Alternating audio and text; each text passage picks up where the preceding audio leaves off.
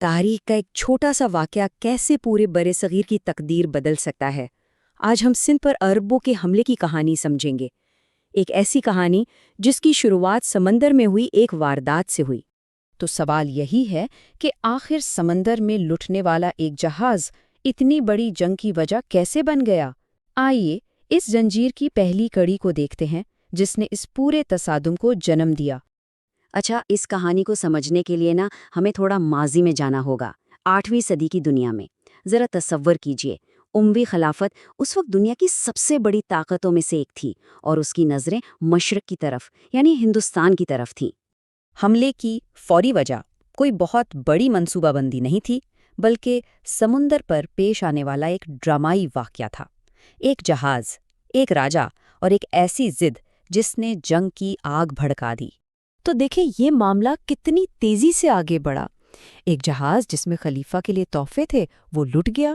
بات گورنر حجاج بن یوسف تک پہنچی تو اس نے راجہ داہر سے کہا کہ بھئی قزاقوں کو پکڑو، لیکن راجہ داہر نے صاف انکار کر دیا، کہا کہ یہ میرے کنٹرول میں نہیں۔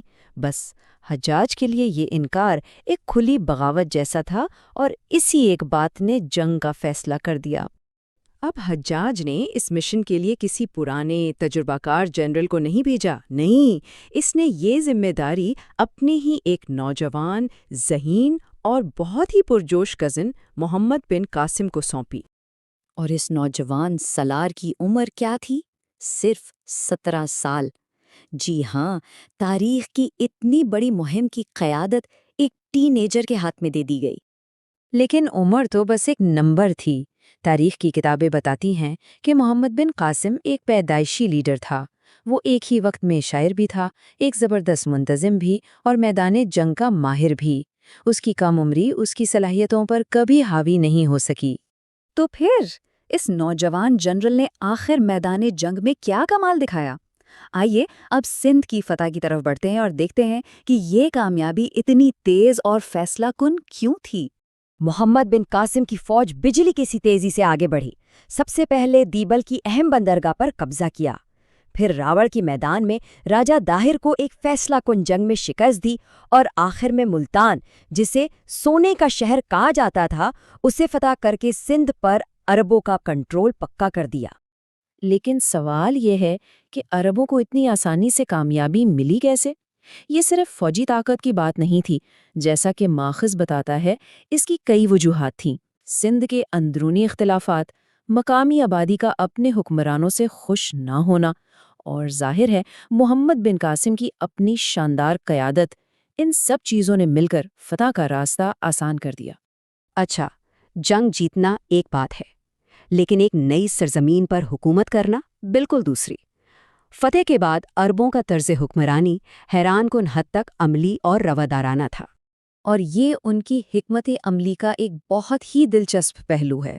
وہ صرف فاتح بن کر نہیں آئے تھے، انہوں نے مقامی لوگوں کو، یہاں تک کہ برہمنوں کو بھی ان کے عہدوں پر رہنے دیا، مذہبی آزادی دی، اور پرانے نظام کو تباہ کرنے کی بجائے اسے اپنی حکومت کا حصہ بنا لیا۔ اور اسی نظام کا ایک اہم حصہ تھا جزیہ۔ اب یہ صرف ایک ٹیکس نہیں تھا، بلکہ یوں سمجھیں کہ ایک معاہدہ تھا۔ غیر مسلم رعایا ریاست کے تحفظ اور مذہبی آزادی کے بدلے یہ ٹیکس ادا کرتی تھی، جس سے نئی ریاست میں امن اور استحکام قائم ہوا۔ حالانکہ سندھ میں عربوں کا سیاسی کنٹرول زیادہ عرصہ نہیں چلا، لیکن اس کے جو ثقافتی اثرات مرتب ہوئے وہ بہت گہرے اور دیرپا تھے۔ تو اصل کہانی کیا ہے؟ عربوں کی سیاسی حکومت تو کچھ دہائیوں میں ہی ختم ہو گئی، لیکن اس فتح نے جو علمی اور ثقافتی تبادلہ شروع کیا، اس کے اثرات صدیوں تک باقی رہے۔ یہی اس کہانی کا سب سے اہم موڑ ہے۔ یہ صرف ایک فوجی رابطہ نہیں تھا، یہ علم کا ایک پل بن گیا۔ ہندوستان کا فلسفہ، فلکیات، طب اور سب سے بڑھ کر ریاضی، جس میں ہمارے ہندسے اور صفر کا تصور بھی شامل تھا، وہ سب عرب دنیا میں پہنچا اور پھر وہاں سے یورپ گیا۔ اس ایک چیز نے دنیا کو ہمیشہ کے لیے بدل کر رکھ دیا۔ لیکن کیا سب اس فتح کو اتنا ہی اہم سمجھتے ہیں؟ ایک مشہور مورخ ہیں سٹینلی لین پول، انہوں نے تو اسے بغیر نتائج کی فتح کہا ہے، یعنی ایک ایسا واقعہ جس کا ہندوستان کی سیاست پر کوئی لمبا چوڑا اثر نہیں ہوا۔ لیکن کیا یہ واقعی بے نتیجہ تھی؟ شاید سیاسی طور پر یہ بات کسی حد تک درست ہو، لیکن اگر ہم علم اور ثقافت کی نظر سے دیکھیں تو اس کے نتائج تو انقلابی تھے۔ اس ملاپ نے سائنس اور فلسفے کا رخ ہی موڑ دیا۔ سندھ کی یہ کہانی ہمیں ایک بڑے سوال پر سوچنے پر مجبور کرتی ہے۔ جب دو تہذیبیں آپس میں ٹکراتی ہیں تو کیا نتیجہ ہمیشہ جنگ اور تباہی ہی ہوتا ہے، یا پھر کبھی کبھی اسی تصادم کے ملبے سے علم، تعلق اور ترقی کے نئے راستے بھی نکلتے ہیں؟ علی کی کتاب ہند پاکستان کی ایک نئی تاریخ میں ایک بہت بڑے تاریخی سوال پر غور کیا گیا ہے۔ وہ سوال کیا ہے، آئیے جانتے ہیں۔ اب یہ سوال سننے میں تو بہت سیدھا سا لگتا ہے، لیکن اس کا جواب وہ بہت پیچیدہ ہے، اور اس کا تعلق کسی بیرونی طاقت سے نہیں بلکہ خود اس سرزمین کی اندرونی حالت سے جڑا ہوا ہے۔ دیکھیے، عربوں کے سندھ پر حملے سے پہلے یہ خطہ معاشی طور پر بہت مضبوط تھا۔ زراعت بہترین تھی، کپڑے کی صنعت کمال پر تھی، اور یہاں کا جو امیر طبقہ تھا وہ تو بہت عیش و عشرت کی زندگی گزار رہا تھا۔ تو پھر مسئلہ کہاں تھا؟ آخر وہ کون سی کمزوری تھی جس نے اسے اتنا غیر محفوظ بنا دیا؟ تو اس کمزوری کی سب سے پہلی اور سب سے بڑی وجہ تھی اس دور کی سیاسی حالت، جو مکمل طور پر آپ کہہ سکتے ہیں کہ بکھری ہوئی تھی۔ ہوا یہ کہ آخری بڑے ہندو حکمران ہرش وردھن کی موت کے بعد پوری سلطنت ٹکڑے ٹکڑے ہو گئی، اور اس کے بعد 50 سال سے بھی زیادہ عرصے تک جو سیاسی انتشار پھیلا، اس نے کسی ایک مرکزی طاقت کو ابھرنے کا موقع ہی نہیں دیا۔ یہ جو کہا گیا ہے نا، یہ اس دور کی حالت کو بالکل ٹھیک بیان کرتا ہے۔ پوری سرزمین آزاد بادشاہوں میں بٹی ہوئی تھی، اور کوئی ایک سب کو جوڑنے والی طاقت تھی ہی نہیں۔ یہ ساری ریاستیں تو آپس میں ہی لڑتی رہتی تھیں، اور یہ تقسیم صرف کوئی خیالی بات نہیں تھی۔ شمال سے لے کر جنوب تک آپ دیکھ سکتے ہیں کہ طاقتور لیکن بالکل الگ الگ سلطنتیں قائم تھیں، جو اکثر ایک دوسرے کے وسائل اور علاقوں پر قبضے کے لیے ہی جنگ کرتی رہتی تھی۔ اس اعلیٰ ترین اختیار کے نہ ہونے کا سیدھا سا مطلب یہ تھا کہ اگر کوئی باہر سے خطرہ آئے تو اس کے خلاف ایک متحدہ اور مشترکہ دفاع کرنا تقریباً ناممکن تھا۔ اچھا، یہ جو تقسیم تھی یہ صرف سیاسی سطح پر نہیں تھی، بلکہ یہ تو معاشرے کی بنیادوں میں، اس کے پورے ڈھانچے میں رچی بسی ہوئی تھی۔ یعنی ہر بادشاہ اپنی چھوٹی سی ریاست کا ایک مطلق العنان آمر تھا۔ اس کے وزیر مشورہ تو دے سکتے تھے، لیکن آخری فیصلہ بادشاہ کا ہی ہوتا تھا۔ اس سے طاقت صرف چند ہاتھوں میں ہی رہتی تھی۔ معاشرہ ذات پات کے ایک بہت سخت نظام میں جکڑا ہوا تھا۔ مطلب پیدائش کے وقت ہی طے ہو جاتا تھا کہ کسی شخص کا مستقبل کیا ہے، اس کا کام کیا ہے، اس کی سماجی حیثیت کیا ہوگی۔ اس کا ایک بہت بڑا نقصان یہ تھا کہ ملک کے دفاع کی ذمہ داری صرف ایک ذات یعنی کشتریوں پر تھی، جس کی وجہ سے آبادی کا ایک بہت بڑا حصہ جنگ میں حصہ ہی نہیں لے سکتا تھا۔ اس نے ایک ایسا جامد معاشرہ بنا دیا تھا جہاں مختلف طبقوں کے بیچ کوئی رابطہ ہی نہیں تھا، اور جب ایسا ہو تو قومی اتحاد کا تصور پنپ ہی نہیں سکتا۔ اور اس سیاسی اور سماجی تقسیم کے اوپر ایک اور گہری کشیدگی بھی موجود تھی، اور وہ تھی مذہبی کشیدگی۔ اس دور میں کئی مذاہب تو ایک ساتھ تھے، لیکن ان کے درمیان طاقت کا توازن بدل رہا تھا۔ ہندو مت غالب آ رہا تھا، جبکہ بدھ مت کا اثر تیزی سے کم ہو رہا تھا۔ ماخذ کے مطابق اس کشیدگی کی ایک بڑی وجہ برہمن طبقے کی بڑھتی ہوئی طاقت تھی، جس نے سماجی اور مذہبی معاملات پر اپنی گرفت بہت مضبوط کر لی تھی۔ یہ اندرونی دشمنی اتنی شدید ہو گئی تھی کہ جب عربوں نے سندھ پر حملہ کیا تو مقامی بدھ آبادی کے کچھ لوگوں نے انہیں حملہ آور نہیں بلکہ ایک طرح سے نجات دہندہ سمجھا اور ان کا خیر مقدم کیا، اس امید میں کہ شاید انہیں اپنے حکمرانوں سے نجات مل جائے۔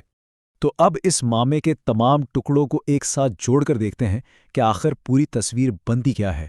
تو ہم جو دیکھتے ہیں وہ کوئی ایک کمزوری نہیں بلکہ سیاسی، سماجی اور مذہبی ان تمام چیزوں کا ایک ایسا مجموعہ ہے جس نے کسی بھی بیرونی طاقت کی کامیابی کے لیے بہترین حالات پیدا کر دیے تھے۔ تو آخر میں بات بالکل واضح ہو جاتی ہے کہ اصل کمزوری اندرونی تھی۔ یہ ایک ایسا گھر تھا جو اندر سے اتنا تقسیم تھا کہ وہ کسی بھی بیرونی دباؤ کا مقابلہ کر ہی نہیں سکتا تھا۔ یہ ایک ایسا سوال ہے جو ہمیں تاریخ کے اس اہم موڑ کی اہمیت کو سمجھنے پر مجبور کرتا ہے۔ اگر اس وقت اتحاد ہوتا تو شاید آج برصغیر کی تاریخ اور اس کا جغرافیہ بالکل مختلف ہوتا۔ آج ہم تاریخ کا ایک ایسا ورق پلٹنے والے ہیں جو آج بھی بہت سی بحثوں کو جنم دیتا ہے۔ جی ہاں، ہم بات کر رہے ہیں سلطان محمود غزنوی کی، ایک ایسا نام جس نے برصغیر کی تاریخ کا دھارا ہی موڑ دیا، لیکن جس کی میراث پر آج تک، جی ہاں آج تک بحث جاری ہے۔ تو سوال کیا ہے؟ سیدھا سا سوال ہے، محمود غزنوی کون تھا؟ ایک مقدس جنگجو، یا پھر ایک بے رحم لٹیرا؟ یہ وہ سوال ہے جو صدیوں سے تاریخ دانوں کو الجھائے ہوئے ہیں، اور آج ہم اسی گتھی کو سلجھانے کی کوشش کریں گے۔ اچھا، محمود کی کہانی کو سمجھنے کے لیے ہمیں تھوڑا سا پیچھے جانا پڑے گا، دیکھنا پڑے گا کہ اس وقت حالات کیا تھے۔ غزنویوں کے آنے سے پہلے ایک بہت بڑی سلطنت عباسی خلافت کمزور پڑ رہی تھی، اور جب ایک بڑی طاقت کمزور ہوتی ہے تو ایک خلا پیدا ہو جاتا ہے، ایک ایسا خلا جسے بھرنے کے لیے نئی طاقتیں ہمیشہ تیار رہتی ہیں۔ تو سین کچھ یوں تھا کہ جو عرب سندھ پر حکومت کر رہے تھے ان کی پکڑ کمزور پڑ رہی تھی۔ کئی وجوہات تھیں۔ ایک تو وہ غلط سمت سے داخل ہوئے، وسائل بھی محدود تھے، اور سب سے بڑھ کر ان کے اپنے قبیلے آپس میں ہی لڑ رہے تھے۔ اوپر سے خلفاء بھی کوئی خاص توجہ نہیں دے رہے تھے، اور یہاں راجپوتوں کی طرف سے مسلسل مزاحمت جاری تھی۔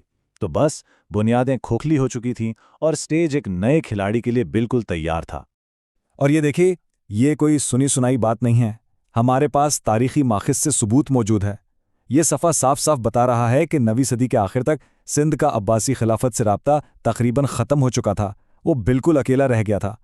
اور تاریخ کا اصول ہے، جہاں خلا ہوتا ہے اسے کوئی نہ کوئی آ کر ضرور بھرتا ہے۔ تو سوال یہ ہے کہ اس خلا کو بھرا کس نے؟ تاریخ کے سٹیج پر انٹری ہوتی ہے ایک نئی طاقت کی، ترکوں کی، اور ان ترکوں میں سے ایک خاندان ابھرا، غزنوی خاندان، جس نے آگے چل کر تاریخ کا رخ ہی بدل دیا۔ اور ذرا ان کی ترقی کی رفتار تو دیکھیں، یہ ٹائم لائن ہمیں بتاتی ہے کہ یہ سب کتنی تیزی سے ہوا۔ 962 میں الپتگین، جو ایک ترک غلام تھا، غزنی میں ایک چھوٹی سی ریاست قائم کرتا ہے۔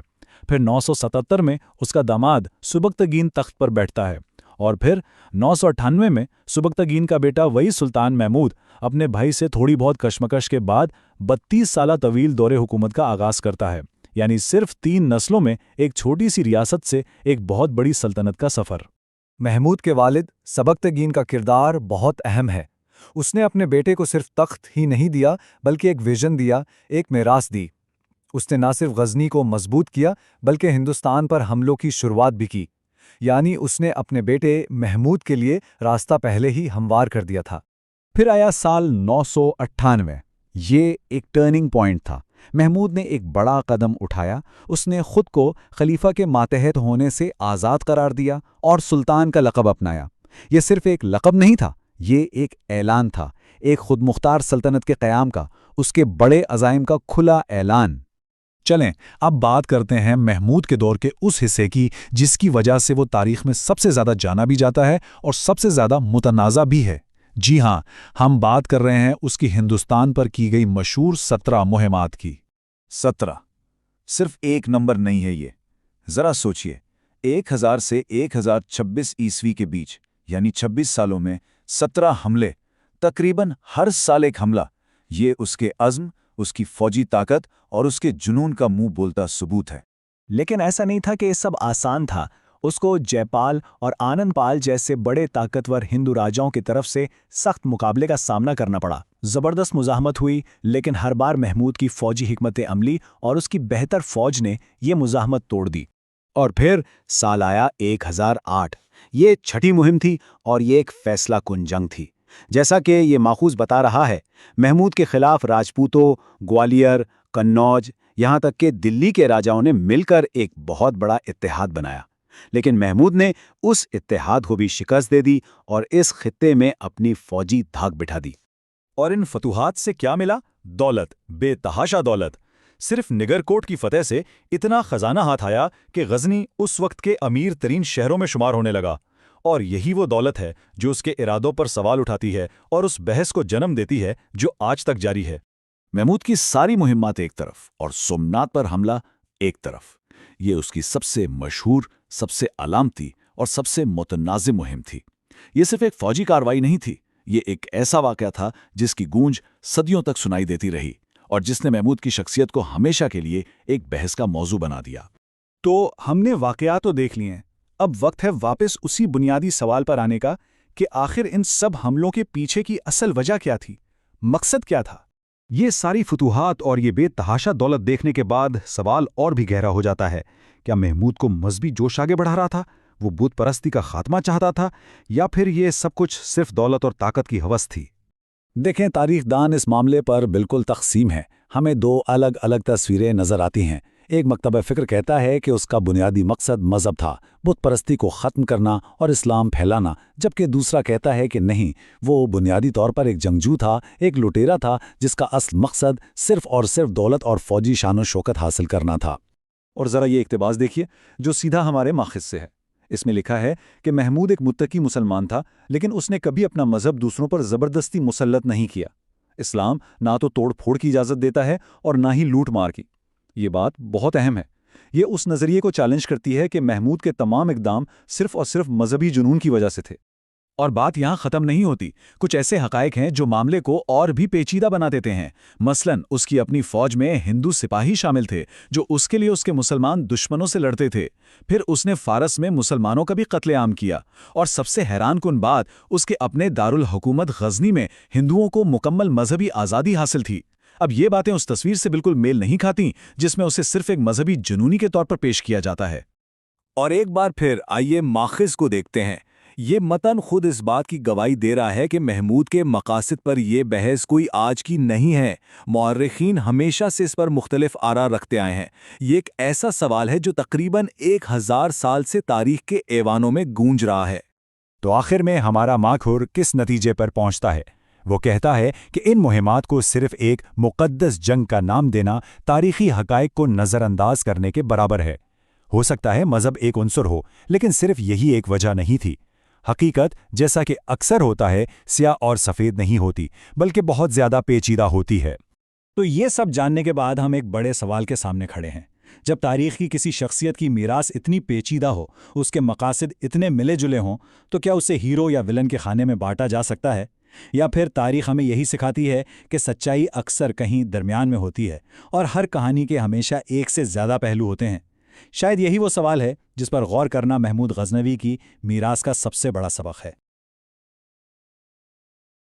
تاریخ نہ ایسی شخصیات سے بھری پڑی ہے جو ایک ہی وقت میں ہیرو بھی ہیں اور ویلن بھی، اور سلطان محمود غزنوی اس کی ایک بہترین مثال ہے۔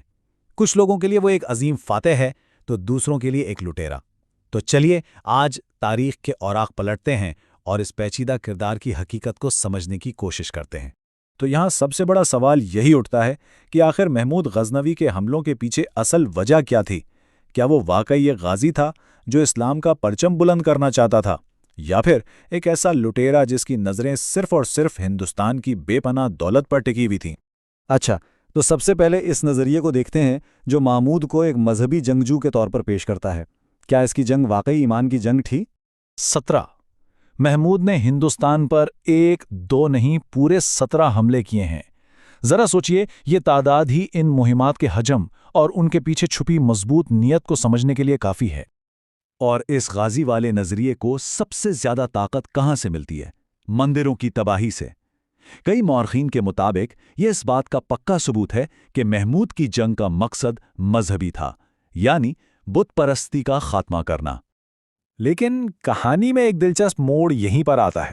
اس دور کے مشہور مورخ البیرونی خود لکھتے ہیں کہ یہ مندر صرف عبادت گاہیں نہیں تھیں، بلکہ یہ تو بے تحاشا دولت کے مراکز تھے۔ یہاں وہ خزانے جمع تھے جو غیر ملکی تاجروں کے ساتھ تجارت سے آتے تھے۔ اور یہی وہ نقطہ ہے جو ہمیں سیدھا دوسرے نظریے کی طرف لے جاتا ہے۔ کیا محمود کی جنگ اصل میں دولت کی تلاش تھی؟ تو اب ہمارے سامنے 2 بالکل مختلف تصویریں ہیں۔ ایک طرف ہے مذہبی جنگجو والا نظریہ، اور دوسری طرف ایک ایسا حکمران جسے اپنی سلطنت بنانے کے لیے ہندوستان کی دولت چاہیے۔ بہت سے مورخین کا تو یہی ماننا ہے کہ یہ حملے بنیادی طور پر مذہبی نہیں بلکہ معاشی اور سیاسی تھے۔ اس نظریے کو مزید تقویت اس بات سے ملتی ہے کہ محمود نے کبھی ہندوستان پر مستقل حکومت کرنے کی کوشش ہی نہیں کی۔ وہ ہر بار مال غنیمت لیتا اور سیدھا واپس غزنی چلا جاتا۔ اس سے تو یہی لگتا ہے نا کہ اس کا اصل مقصد دولت حاصل کرنا تھا، ہندوستان میں اپنی سلطنت پھیلانا نہیں۔ لیکن سوال یہ بھی تو ہے کہ آخر محمود کو اتنی مسلسل کامیابیاں ملیں کیسے؟ اس کی فتوحات کے پیچھے کیا راز چھپے تھے؟ دیکھیں، اس کی کامیابی کے پیچھے عام طور پر 4 بڑی وجوہات بتائی جاتی ہیں۔ پہلی، ہندو راجاؤں میں بالکل بھی اتحاد نہیں تھا، آپس کی دشمنیاں بہت تھیں۔ دوسری وجہ، ان کے جنگ لڑنے کے طریقے پرانے ہو چکے تھے۔ تیسرا، محمود کی فوج ایک مشترکہ مقصد کے لیے متحد تھی، ایمان بھی اور دولت کا لالچ بھی، اور چوتھی اور شاید سب سے اہم وجہ محمود کی اپنی زبردست قیادت۔ وہ ایک ایسا جنرل تھا جسے کبھی شکست نہیں ہوئی۔ اب آخر میں ذرا محمود کی میراث پر نظر ڈالتے ہیں۔ ایک ایسی شخصیت جو ایک ہی وقت میں ایک معمار بھی تھا اور ایک مسمار بھی۔ ایک طرف وہ ایک پیدائشی رہنما تھا، ایک زبردست فاتح جس نے میدان جنگ میں اپنی صلاحیتوں کا لوہا منوایا۔ لیکن پھر تصویر کا دوسرا رخ دیکھیں۔ یہی محمود علم و ادب کا بہت بڑا سرپرست تھا۔ اس نے اپنے دارالحکومت غزنی کو اپنے دور کے سب سے شاندار ثقافتی مراکز میں سے ایک بنا دیا۔ وہ جو دولت ہندوستان سے لائی گئی تھی نا، اس نے اسے غزنی کو سنوارنے میں لگا دیا۔ وہاں ایک یونیورسٹی بنائی، ایک بہت بڑی لائبریری اور ایک عجائب گھر قائم کیا۔ فردوسی اور البیرونی جیسے اس وقت کے بڑے بڑے نام اس کے دربار کا حصہ تھے، اور اپنی رعایا کے لیے وہ ایک انصاف پسند حکمران کے طور پر مشہور تھا۔ لیکن جو عظیم سلطنت اس نے کھڑی کی تھی وہ اس کے بعد زیادہ دیر ٹک نہ سکی۔ اس کی موت کے فوراً بعد ہی اس کے بیٹوں میں تخت کے لیے لڑائیاں شروع ہو گئیں، اور پھر اندرونی کمزوریوں اور باہر سے ہوتے حملوں نے آخرکار غزنوی سلطنت کا خاتمہ کر دیا۔ تو آخر میں یہ سوال ہمارے سامنے آ کھڑا ہوتا ہے کہ تاریخ محمود غزنوی کو کس طرح یاد رکھے؟ ایک ایسا حکمران جو ایک ہاتھ سے تہذیب کے مراکز بناتا ہے اور دوسرے ہاتھ سے تباہی پھیلاتا ہے، جس کی شخصیت میں تعمیر اور تخریب، علم سے محبت اور جنگ کی پیاس سب ایک ساتھ موجود ہیں۔ یہ وہ سوال ہے جو ہمیں تاریخ کی پیچیدگیوں پر سوچنے پر مجبور کر دیتا ہے۔ ذرا سوچیں، ایک ایسی سلطنت کے بارے میں جو بالکل تباہی کے دہانے پر کھڑی ہو، اندر سے عمرہ آپس میں لڑ رہے ہیں اور باہر سے ایک بہت بڑا طوفان حملہ کرنے کو تیار ہے۔ یہ تھی 13ویں صدی کی دہلی سلطنت کی کہانی، اور اسی افراتفری کے بیچ میں سے ایک ایسا شخص ابھرا جو سب کچھ بدلنے والا تھا۔ کوئی شہزادہ نہیں بلکہ ایک سابق غلام، غیاث الدین بلبن۔ تو سوال یہ اٹھتا ہے کہ یہ ہوا کیسے؟ ایک غلام، یعنی ایک ایسا شخص جو اپنی آزادی کا بھی مالک نہیں، وہ ایک ڈوبتی ہوئی سلطنت کا سہارا کیسے بن سکتا تھا؟ آخر اس کے پاس ایسی کون سی طاقت تھی جو بڑے بڑے شہزادوں کے پاس بھی نہیں تھی؟ اس کا جواب بہت سادہ ہے اور شاید تھوڑا خوفناک بھی۔ وہ تھا خوف۔ بلبن یہ سمجھ گیا تھا کہ اگر آگ کو بجھانا ہے تو اسے خود ایک بڑا شعلہ بننا پڑے گا۔ اسے اپنے دشمنوں سے کہیں زیادہ بے رحم اور سخت ہونا پڑے گا، اور یہی وہ اصول تھا جس پر اس کی آئرنی حکومت کی بنیاد رکھی جانی تھی۔ لیکن اس سے پہلے کہ ہم یہ دیکھیں کہ بلبن نے کیا کیا، یہ سمجھنا ضروری ہے کہ آخر حالات اتنے خراب تھے کیوں؟ وہ کس قسم کی سلطنت میں قدم رکھ رہا تھا؟ دیکھیے، عظیم سلطان التمش کے بعد تخت کمزور جانشینوں کے ہاتھ کا کھلونا بن کر رہ گیا تھا۔ مرکز کی گرفت بالکل ختم ہو چکی تھی۔ مورخین لکھتے ہیں کہ ریاست کا جو ایک خوف ہوتا ہے نا، جو لوگوں کو جوڑ کر رکھتا ہے، وہ دلوں سے مٹ چکا تھا، اور نتیجہ ایک ایسی سلطنت جو بالکل ناگفتہ بحالت میں جا گری تھی۔ اس بحران کے آپ کہہ لیں کہ 4 بڑے چہرے تھے۔ پہلا، سلطان کا اپنا وقار ہی ختم ہو چکا تھا۔ دوسرا، اس کی جگہ ترک امیروں کا ایک طاقتور گروہ جسے گروہ 40 کہتے تھے، وہ بادشاہوں کو اپنی کٹھ پتلی کی طرح نچاتا تھا۔ تیسرا، محل کے باہر سڑکوں پر میواتی ڈاکوؤں کا راج تھا، اور سب سے بڑھ کر سرحد پر منگولوں کی ناقابل شکست فوجیں حملے کے لیے بالکل تیار بیٹھی تھیں۔ اور اسی تباہی کے بیچ سے ایک نجات دہندہ ابھرا۔ ایک غلام سے سلطان بننے کا اس کا سفر تاریخ کی سب سے حیران کن کہانیوں میں سے ایک ہے۔ تو آئیے دیکھتے ہیں یہ ہوا کیسے۔ بلبن کی اپنی کہانی ایک المیہ سے شروع ہوتی ہے۔ وہ ایک ترک غلام تھا جسے منگولوں نے پکڑا اور بعد میں سلطان التمش نے اسے خرید لیا، لیکن سلطان نے اس کی صلاحیتوں کو پہچان لیا اور اسے اپنے سب سے خاص غلاموں کے دستے گروہ 40 میں شامل کر لیا۔ جی ہاں، وہی گروہ جسے وہ ایک دن خود اپنے ہاتھوں سے ختم کرنے والا تھا۔ اقتدار تک پہنچنے کا اس کا سفر دیکھیں کتنا کمال کا ہے۔ 1232 میں ایک غلام کے طور پر شروع کر کے اس نے آہستہ آہستہ طاقت کی سیڑھیاں چڑھیں۔ وہ بادشاہ کا ذاتی خادم بنا، پھر وزیر اعظم بنا، اور آخرکار 1266 میں تقریباً 3 دہائیوں تک اقتدار کے مرکز میں رہنے کے بعد اس نے خود دہلی کا تخت سنبھال لیا۔ اور جیسے ہی تاج اس کے سر پر آیا، بلبن نے ایک لمحہ بھی ضائع نہیں کیا۔ اس نے فوراً اپنی وہ مشہور اور سخت پالیسی شروع کی جسے تاریخ میں خون اور لوہے کی پالیسی کہا جاتا ہے۔ مقصد بالکل صاف تھا، ہر قیمت پر امن قائم کرنا اور سلطنت پر اپنی گرفت مضبوط کرنا۔ اس کا سب سے پہلا کام ایک ایسی چیز کو واپس لانا تھا جو عرصے سے کھو چکی تھی، اور وہ تھا سلطان کا خوف۔ بلبن کا ماننا تھا کہ سلطنت محبت سے نہیں چلتی بلکہ اس عزت سے چلتی ہے جو دہشت سے پیدا ہو۔ اس کے بغیر سب کچھ بکھر جائے گا۔ اس کا منصوبہ 3 ستونوں پر کھڑا تھا۔ पहला, दरबार की शान शौकत से सुल्तान का रोब कायम करना। दूसरा, इंसाफ की तलवार को इतनी बेरहमी से चलाना कि मुजरिमों के दिलों में दहशत बैठ जाए। और तीसरा, एक ऐसा जासूसी निजाम बनाना जिससे कोई भी राज छुपा ना रह सके। पहले कदम के लिए बलबन ने इक्तदार का एक शानदार थिएटर तैयार किया। उसने फारसी दरबार की ऐसी रसूमात शुरू की जहां हंसने पर भी पाबंदी थी। वो खुद इतना संजीदा रहता कि अपने ज़ाती मुलाजमों के सामने भी कभी आराम से नहीं बैठा। इसका मकसद ये दिखाना था कि सुल्तान कोई आम इंसान नहीं, बल्कि ज़मीन पर खुदा का साया है, जिसकी हैबत दिलों पर तारी रहे। दूसरा सुतून था बेरहम इंसाफ।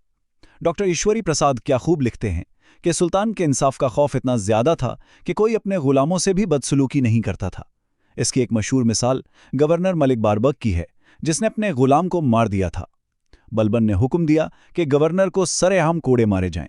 जरा सोचिए, एक मामूली गुलाम की खातिर एक ताकतवर अमीर की ऐसी तजलील। पैगाम बिल्कुल साफ था, कानून सबके लिए बराबर है।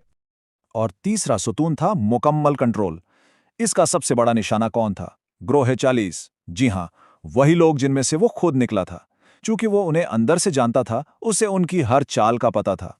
उसने जासूसों का एक ऐसा जाल बिछाया कि उनकी हर हरकत पर नजर रखी जाती थी, और जरा सी भी बेवफाई के शबे में वो इन्हें बेरहमी से कुचल देता। उसने इन्हीं हाथों को काट डाला जिन्होंने उसे इख्तिदार तक पहुंचाया था। लेकिन जब बलबन अंदरूनी दुश्मनों से निमट रहा था, बाहर एक बहुत बड़ा तूफान मंडला रहा था। एक ऐसा तूफान जिसका नाम था मंगोल। वो ताकत जो बड़ी बड़ी तहजीबों को सफाए हस्ती से मिटा चुकी थी। मंगोलों का खौफ बलबन के जहन पर छाया हुआ था। उसने सुना था कि उन्होंने बगदाद जैसे अजीम शहर का क्या हश्र किया है। उसने कसम खाई कि दिल्ली का अंजाम वैसा नहीं होने देगा। इसीलिए उसकी पूरी खारिजा पॉलिसी का सिर्फ एक ही मकसद था, दिफा, दिफा और सिर्फ दिफा। इसकी हिकमत अमली बहुत सादा मगर इंतहाई मौसर थी। ऐसे दौर में जब बादशाहों को उनकी फतूहात से पहचाना जाता था, बलबन ने एक अनोखा कदम उठाया। उसने सल्तनत को फैलाना ही बंद कर दिया। सारे वसाइल सरहद पर किलों की एक मजबूत दीवार बनाने पर लगा दिए, जहां बेहतरीन फौजी दस्ते तैनात थे। और ये हिकमत अमली कामयाब रही। इसके दौर में मंगोलों की ना रुकने वाली लहर हिंदुस्तान की सरहद पर आकर रुक गई। तो बलबन कामयाब तो हुआ, उसने सल्तनत को बचा लिया, लेकिन इसके तरीकों की कीमत क्या थी? और वो अपने पीछे कैसी मिरास छोड़कर गया? 22 साल, पूरे 22 साल तक उसने अंदरूनी और बैरूनी खतरात से लड़कर इस सल्तनत को अपनी आईनी गिरफ्त में मुत्तहिद रखा। बलबन की मिरास को समझना आसान नहीं। एक तरफ तो वो एक निजात दहिंदा था जिसने अमन कायम किया, बागियों को कुचला और मंगोलों को रोका, लेकिन दूसरी तरफ उसकी सल्तनत की बुनियाद मजबूत इदारों पर नहीं बल्कि सिर्फ एक शख्स के खौफ पर थी। और जैसे वो मरा, वो खौफ भी उसके साथ ही दफन हो गया और कुछ ही अरसे बाद उसका खानदान भी खत्म हो गया। आखिर में बलबन की कहानी हमें एक बहुत बड़े सवाल पर लाकर खड़ा कर देती है। क्या खौफ से पैदा होने वाला नज़्म-ओ-ज़ब्त वाकई ताकत कहला सकता है? उसने एक मजबूत किला तो बनाया, लेकिन उसकी बुनियादें रेत पर थीं। ये इक़्तिदार का एक ऐसा मखमसा है जो आज भी इतना ही अहम है जितना सदियों पहले था। तारीख में अक्सर हुक्मरान शाही खानदानों से आते हैं, लेकिन आज की कहानी एक ऐसे शख्स की है जो गुलामी की गहराइयों से उठा और एक बिखरती हुई सल्तनत का सबसे ताकतवर हुक्मरान बन गया। ये दास्तान है ग़ियासुद्दीन बलबन की, जिसने दिल्ली सल्तनत को बचाने के लिए अपनी मशहूर लोहे और खून की पॉलिसी अपनाई। तो आज हम क्या देखने वाले हैं? सबसे पहले हम देखेंगे कि सल्तनत कितने बुरे हाल में थी, फिर एक गुलाम कैसे सुल्तान बना, उसके बाद उसकी वो मशहूर आईनी इस्लाहात क्या थीं, उसने मंगोलों को कैसे रोका, और आखिर में तारीख उसे किस तरह याद रखती है, एक हीरो के तौर पर या एक जालिम हुक्मरान के तौर पर। तो चलें, सबसे पहले उस वक्त में चलते हैं जब बलबन इक़्तिदार में आया। 13वीं सदी का वसत था और दिल्ली सल्तनत सच पूछें तो अपनी बका की जंग लड़ रही थी और हुक्मरानों के सामने एक बहुत बड़ा सवाल खड़ा था। और यही वो सवाल था जिसका जवाब किसी के पास नजर नहीं आ रहा था। सल्तनत अंदर से भी खोखली हो रही थी और बाहर से भी खतरात मंडला रहे थे, इतने कि उसका वजूद ही दांव पर लग गया था। जरा सोचें कि हालात थे क्या। सुल्तान इल्तुमिश के बाद आने वाले हुक्मरान कमजोर थे। असल ताकत तो 40 उमरा नामी एक ग्रोह के हाथ में थी, जो जिसे चाहता तख्त पर बिठाता और जिसे चाहता उतार देता। ہر طرف بغاوتیں ہو رہی تھیں، یہاں تک کہ خود دارالحکومت دہلی کے آس پاس کے راستے بھی محفوظ نہیں تھے، اور ان سب سے بڑھ کر شمال مغرب سے منگولوں کا طوفان سلطنت کے دروازوں پر دستک دے رہا تھا۔ تو ایسے میں اس پورے انتشار کے بیچ ایک شخص سامنے آتا ہے، ایک ایسا شخص جس نے شاید خود بھی نہیں سوچا ہوگا کہ وہ ایک دن اس سلطنت کو بچائے گا۔ چلیں دیکھتے ہیں کہ ایک غلام کا تخت تک کا سفر کیسا تھا۔ یہ سفر کوئی 1-2 دن کا نہیں بلکہ تقریباً 40 سال کا ہے۔ سوچیں، 1230 کی دہائی میں منگول اسے پکڑ کر غلام بنا دیتے ہیں، پھر قسمت اسے دلی لے آتی ہے جہاں 1232 میں سلطان التمش اسے خرید لیتا ہے۔ یہاں اس کی قابلیت سامنے آتی ہے اور وہ انہی طاقتور 40 امراء میں شامل ہو جاتا ہے۔ 1249 تک وہ وزیر اعظم بن چکا تھا اور پھر 1266 میں وہ خود غیاث الدین بلبن کے نام سے تخت پر بیٹھ گیا۔ اب بلبن سلطان بن چکا ہے اور تخت پر بیٹھتے ہی اس نے اپنا اصل رنگ دکھایا۔ اس نے فوراً اپنی مشہور لوہے اور خون کی پالیسی شروع کی۔ اس کا پہلا نشانہ سلطنت کا اندرونی نظام تھا اور اسے ٹھیک کرنے کے لیے اس نے جو طریقے اپنائے وہ بہت ہی سخت تھے۔ اچھا، اب اس کی اصلاحات کو سمجھنے سے پہلے یہ جاننا ضروری ہے کہ یہ 40 امراء یا چہلگانی تھے کون؟ سیدھے لفظوں میں یہ وہ طاقتور گروہ تھا جو اصل میں حکومت چلا رہا تھا۔ یہ بادشاہ گر تھے، کنگ میکرز، جن کے ہاتھ میں سلطان کی ڈوریاں ہوتی تھیں۔ اور سب سے دلچسپ بات یہ ہے کہ بلبن خود اسی گروہ میں سے نکلا تھا، لیکن سلطان بنتے ہی اس نے پہلا کام یہ کیا کہ اپنے ہی پرانے ساتھیوں کو ختم کر دیا۔ اس نے اس گروہ کو جڑ سے اکھاڑ پھینکا اور سب کو یہ پیغام دیا کہ اب سلطنت میں صرف ایک ہی طاقت ہوگی اور وہ ہے سلطان۔ اس کے بعد باری آئی فوج کی۔ فوج کا حال بھی کچھ اچھا نہیں تھا۔ فوجیوں کو تنخواہ کے بدلے زمینیں ملتی تھیں، جس کی وجہ سے وہ لڑنے سے زیادہ زمینداری کرتے تھے۔ بلبن نے یہ سب ختم کیا۔ اس نے کہا فوجی کو ملے گی نقد تنخواہ۔ اس نے فوج کی اثر نو تنظیم کی اور اسے ایک ایسی طاقت بنا دی جو صرف اور صرف سلطان کی وفادار تھی۔ تو اس نے اپنا کنٹرول کیسے قائم کیا؟ اس نے 3 بڑے کام کیے۔ پہلا، اس نے بادشاہ کی رعب اور دبدبے کو بحال کیا، دربار میں ہنسنا بولنا تک منع تھا۔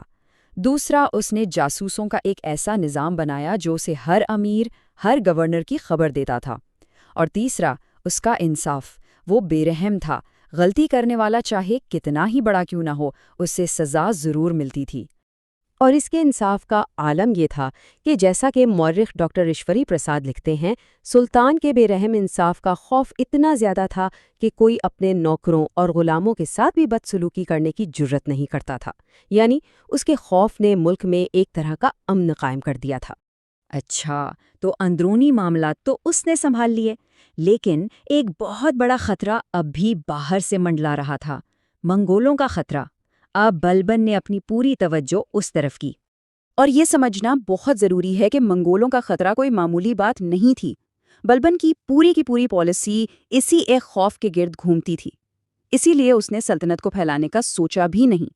اس کا سارا زور صرف اس بات پر تھا کہ جو کچھ ہے اسے بچا لیا جائے۔ تو اس نے کیا کیا؟ اس نے نئی جنگیں لڑنا بند کر دی۔ شمال مغربی سرحد پر جتنے پرانے قلعے تھے ان سب کی مرمت کروائی، بہت سے نئے قلعے بنوائے اور وہاں اپنے سب سے بہترین اور قابل بھروسہ جرنیلوں کو تعینات کیا۔ ایک مضبوط دفاعی لائن بنا دی۔ سب کچھ ٹھیک چل رہا تھا، لیکن پھر آیا سال 1285۔ یہ سال بلبن کی زندگی میں ایک بہت بڑا طوفان لے کر آیا۔ اسی سال منگولوں سے لڑتے ہوئے اس کا سب سے پیارا اور سب سے قابل بیٹا شہزادہ محمد مارا گیا۔ یہ صرف ایک بیٹے کی موت نہیں تھی، یہ سلطنت کے مستقبل کی موت تھی۔ اس صدمے نے اس بوڑھے سلطان کی کمر توڑ کر رکھ دی۔ تو اب ہم بلبن کے دور کے اختتام پر پہنچتے ہیں اور سوال یہ پیدا ہوتا ہے کہ بلبن کو تاریخ میں کس نظر سے دیکھا جائے؟ کیا وہ ایک نجات دہندہ تھا جس نے ڈوبتی ہوئی سلطنت کو بچایا، یا وہ ایک ظالم حکمران تھا جس کی حکومت صرف خوف پر قائم تھی؟ اس کی میراث کو دیکھیں تو دونوں باتیں نظر آتی ہیں۔ ایک طرف اس نے سلطنت کو تباہی سے بچایا، امن قائم کیا اور منگولوں کو روکے رکھا۔ یہ کوئی چھوٹی کامیابیاں نہیں تھیں۔ لیکن دوسری طرف اس نے ساری طاقت اپنے ہاتھ میں رکھ لی، جس کی وجہ سے اس کے بعد کوئی مضبوط جانشین نہیں بچا۔ اس نے مقامی لوگوں کو بڑے عہدوں سے دور رکھا اور اس کی بے پناہ سختی نے ہی آخرکار اس کے اپنے خاندان کے زوال کی بنیاد رکھی۔ تو آخر وہ یہ سب کیوں کر رہا تھا؟ اس کی سوچ کیا تھی؟ بلبن کا ماننا تھا کہ بادشاہ زمین پر خدا کا سایہ ہے، ذل الہی، اور اسی نظریے کو اس نے اپنی بے پناہ طاقت اور سخت فیصلوں کو جائز قرار دینے کے لیے استعمال کیا۔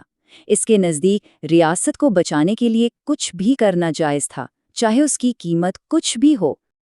اور آخر میں ہم اسی سوال پر واپس آتے ہیں، کیا بلبن کی سختیاں اس وقت کی ضرورت تھی، ایک ضروری برائی، یا کیا اسی کی آہنی گرفت نے ایسی دراڑیں پیدا کر دیں کہ اس کے بعد سلطنت پھر کبھی صحیح معنوں میں مستحکم نہ ہو سکی؟ یہ ایک ایسا سوال ہے جس پر تاریخ دان آج بھی بحث کرتے ہیں۔ تاریخ میں جب ہم خاندانوں کے عروج و زوال کی بات کرتے ہیں تو کچھ کہانیاں ایسی ہوتی ہیں جو سب سے الگ ہوتی ہیں، خلجی خاندان کی طرح۔ تو آئیے آج اس ہنگامہ خیز دور میں چلتے ہیں جو غداری، عزائم اور بقا کی ایک ناقابل یقین داستان ہے۔ ذرا تصور کیجئے، 13ویں صدی کا آخر ہے اور دہلی سلطنت بالکل تباہی کے دہانے پر ہے۔ سلطان کیقوباد، جو عیش و عشرت میں پوری طرح ڈوبا ہوا تھا، اس نے اپنی ذمہ داریوں کو بالکل نظر انداز کر دیا تھا اور اس کی سلطنت افراتفری کا شکار ہو رہی تھی۔ یہ صرف لاپرواہی نہیں تھی، یہ ایک ایسی سلطنت تھی جو اپنے ہی بوجھ تلے دب کر ٹوٹ رہی تھی۔ دربار کا عالم یہ تھا کہ ہر طرف بے ترتیبی اور انتشار پھیلا ہوا تھا، لیکن آپ جانتے ہیں نا، اکثر اسی افراتفری سے تبدیلی کی چنگاریاں پھوٹتی ہیں۔ پرانا نظام بکھر رہا تھا اور ایک نئے دور کی بنیاد رکھی جا رہی تھی، ایک ایسا دور جو خون اور عزائم سے تعمیر ہونا تھا۔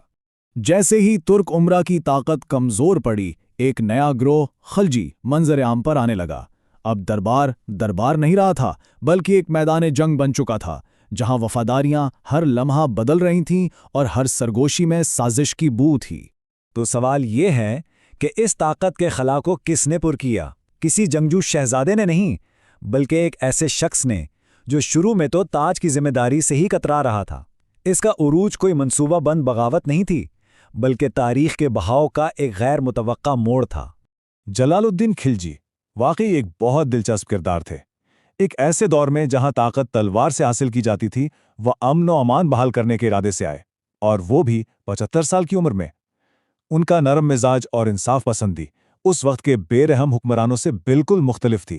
اس کی سب سے بڑی مثال تب سامنے آئی جب انہوں نے رنتھم بور کے قلعے کا محاصرہ یہ کہہ کر چھوڑ دیا کہ انسانی جانیں زمین کے ایک ٹکڑے سے کہیں زیادہ قیمتی ہیں۔ یہ ایک ایسا فیصلہ تھا جس نے انہیں عوام میں تو مقبول بنا دیا، لیکن دربار میں موجود جنگجو سرداروں کی نظروں میں انہیں کمزور ثابت کر دیا۔ لیکن جب جلال الدین رحم کی باتیں کر رہے تھے تو ان کے اپنے سگے بھتیجے اور داماد علاؤالدین کے دل میں ایک تاریک منصوبہ پنپ رہا تھا۔ اس کی نظریں سیدھی تخت پر تھیں اور اس کی روح میں ایک ایسی آگ جل رہی تھی جو پوری سلطنت کو اپنی لپیٹ میں لے سکتی تھی۔ علاؤالدین کا اقتدار تک پہنچنا کوئی اتفاق نہیں تھا، یہ بے رحمی اور چالاکی کا ایک شاہکار تھا۔ اس نے دھوکہ دہی، سازش اور قتل و غارت سے اپنا راستہ بنایا۔ اس کا ہر قدم، ہر فیصلہ دہلی کی سلطنت پر مکمل کنٹرول حاصل کرنے کے واحد مقصد کی طرف ایک سوچا سمجھا منصوبہ تھا۔ یہ قسمت کا کھیل نہیں تھا، بلکہ ایک ٹھنڈی حسابی سازش تھی۔ پہلا قدم، اپنے چچا کے اختیار کو کھلم کھلا چیلنج کرنا۔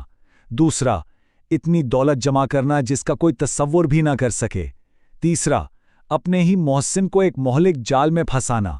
اور آخری، سب سے بے رحمانہ قدم، اپنے چچا کو قتل کر کے تخت پر دعویٰ کرنا۔ علاؤالدین نے ابھی ٹھیک سے اپنے خون آلود تاج کو سر پر سجایا بھی نہیں تھا کہ افق پر ایک طوفان منڈلانے لگا، ایک ایسا طوفان جو نہ صرف اس کی حکمرانی بلکہ دہلی کے وجود کو ہی مٹا دینے کی دھمکی دے رہا تھا۔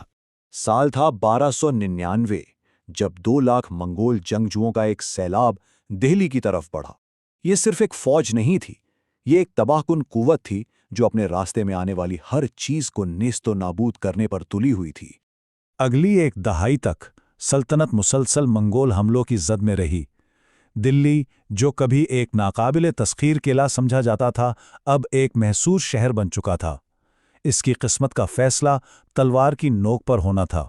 جب تباہی بالکل سامنے کھڑی تھی تو علاؤالدین نے اپنی سلطنت کو ایک لوہے کی بھٹی میں بدل دیا۔ وہ سمجھ گیا تھا کہ زندہ رہنے کے لیے اسے ایسے اقدامات کرنے ہوں گے جن کے بارے میں اس سے پہلے کسی نے سوچا بھی نہیں تھا۔ سب سے بڑا چیلنج تھا پیسہ۔ اتنی بڑی فوج کو مسلح کرنا اور اس کی ضروریات پوری کرنا، اس کا خرچ کہاں سے آئے گا؟ اس ایک سوال کے جواب کے لیے سلطنت کی پوری معیشت کو ازر نو ترتیب دینا ضروری تھا۔ اس کا جواب تھا بے رحمانہ کارکردگی۔ زمینوں پر ٹیکس بڑھا دیے گئے، گھروں اور یہاں تک کہ چرنے والے جانوروں پر بھی نئے ٹیکس لگائے گئے، ہر ضروری چیز کی قیمت طے کر دی گئی اور بازاروں کو ریاست میں اپنی آہنی گرفت میں لے لیا۔ یہ معیشت نہیں تھی، یہ ایک جنگی مشین تھی جسے ایندھن فراہم کیا جا رہا تھا۔ تو علاؤالدین کی میراث ایک دو دھاری تلوار کی طرح ہے۔ اس نے اپنی سلطنت کو بچایا، لیکن اس نے اسے خوف اور جبر کی بنیاد پر دوبارہ تعمیر کیا۔ تو وہ نجات دہندہ تھا یا ایک ظالم؟ تاریخ آج بھی اس سوال کا جواب تلاش کر رہی ہے۔ دیکھیے، اس بات میں تو کوئی شک نہیں کہ اس کی فوجی ذہانت نے دلی کو بچایا اور ایک ایسی سلطنت قائم کی جس کی طاقت دور دور تک محسوس کی جاتی تھی۔ اس نے نہ صرف ایک سلطنت کو بچایا بلکہ ایک نئی طاقتور سلطنت کی تعمیر کی۔ لیکن اس بقا کی قیمت آزادی سے چکائی گئی۔ اس کی حکومت ایک فوجی آمریت تھی جہاں ہر شہری پر ریاست کی نظر تھی، اختلاف رائے کو کچل دیا جاتا تھا اور خوف ہر طرف ہوا میں پھیلا ہوا تھا۔ اور یہ ہمیں ایک بنیادی سوال پر لا کر چھوڑ دیتا ہے، کیا عظیم کارنامے ان کو حاصل کرنے کے لیے استعمال کیے گئے خوفناک طریقوں کا جواز پیش کر سکتے ہیں؟ علاؤالدین خلجی کی کہانی ہمیں اس سوال کا سامنا کرنے پر مجبور کرتی ہے، اور اس کا جواب آج بھی اتنا ہی اہم ہے جتنا صدیوں پہلے تھا۔ دہلی سلطنت یہ ایک ایسا سٹیج تھا جہاں طاقت کے بڑے بڑے کھیل کھیلے گئے۔ یہاں دو خاندان ابھرے، ایک نے لوہے کے ہاتھ سے حکومت کی تو دوسرے نے ریشم کے دستانے پہن کر۔ تو آئیے ان دو طاقتور لیکن ایک دوسرے سے بالکل مختلف حکمرانوں کی کہانی میں اترتے ہیں۔ اور ہماری کہانی شروع ہوتی ہے ایک بڑے تضاد سے، علاؤالدین خلجی۔ سوچئے، ایک شخص جو پڑھنا لکھنا نہیں جانتا لیکن اس کے خواب پوری دنیا فتح کرنے کے، وہ ایک عظیم معمار بھی تھا اور ایک دور اندیش حکمران بھی۔ تو آئیے اس دلچسپ کہانی کو کھوجتے ہیں۔ تو ہمارے پہلے مرکزی کردار ہیں علاؤالدین خلجی، ایک ایسی شخصیت جس کے عزائم آسمان کو چھوتے تھے لیکن جس کا مزاج سمجھنا آسان نہیں تھا۔ تقریباً 20 سال اس نے دہلی پر حکومت کی۔ اور جب ہم عزائم کی بات کرتے ہیں تو علاؤالدین کی کوئی حد نہیں تھی۔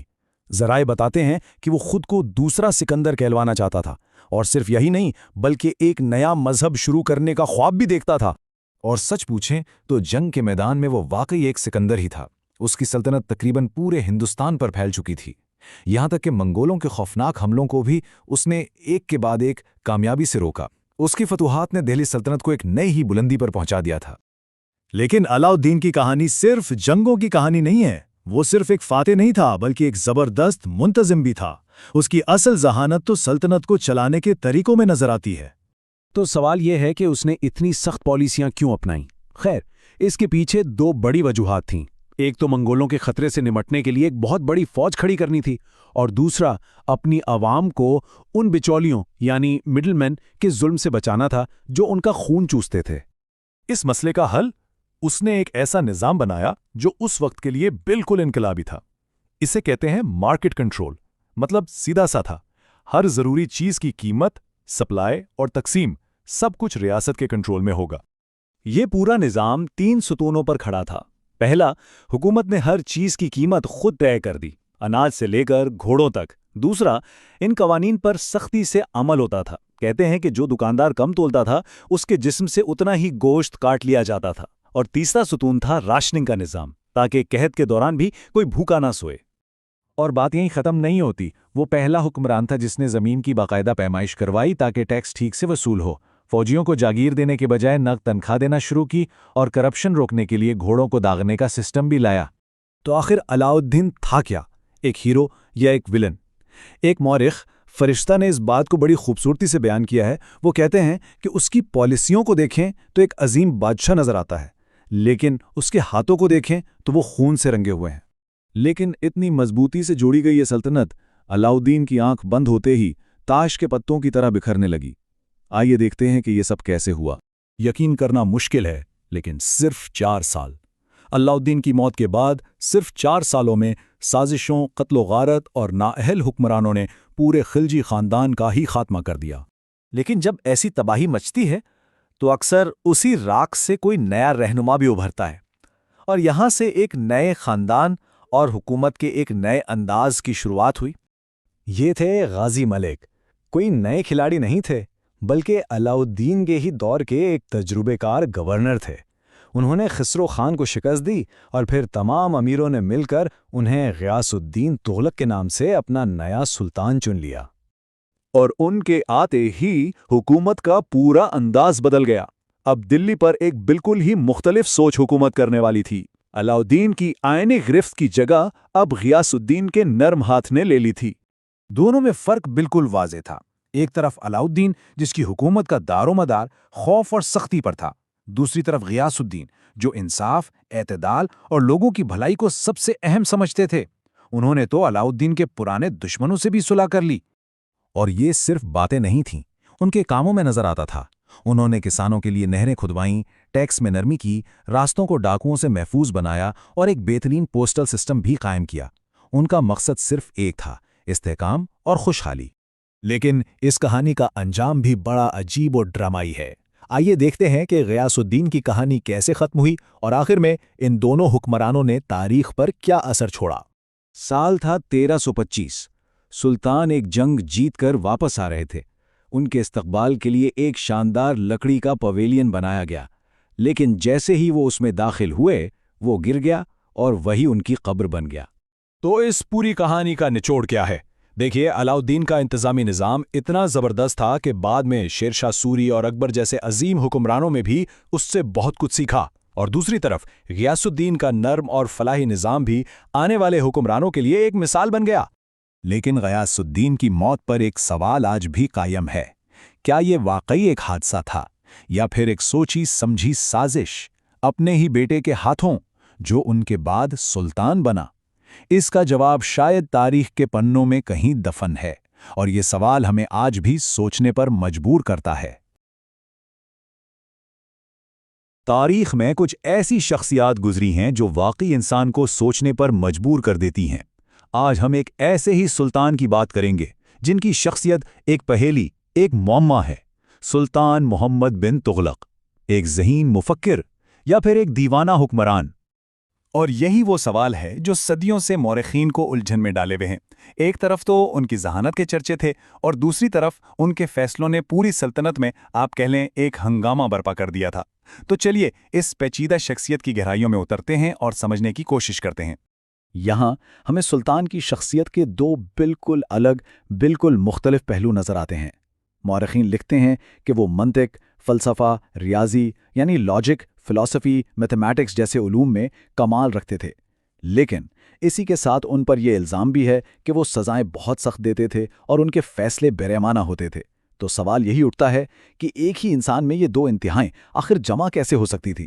محمد بن تغلق کے منصوبے وہ کوئی عام منصوبے نہیں تھے، وہ ایسے خواب دیکھتے تھے جس سے سلطنت کا نقشہ ہمیشہ کے لیے بدل جائے۔ ان کے عزائم بہت بلند تھے اور ان کے منصوبے اس سے بھی کہیں زیادہ جرأت مندانہ۔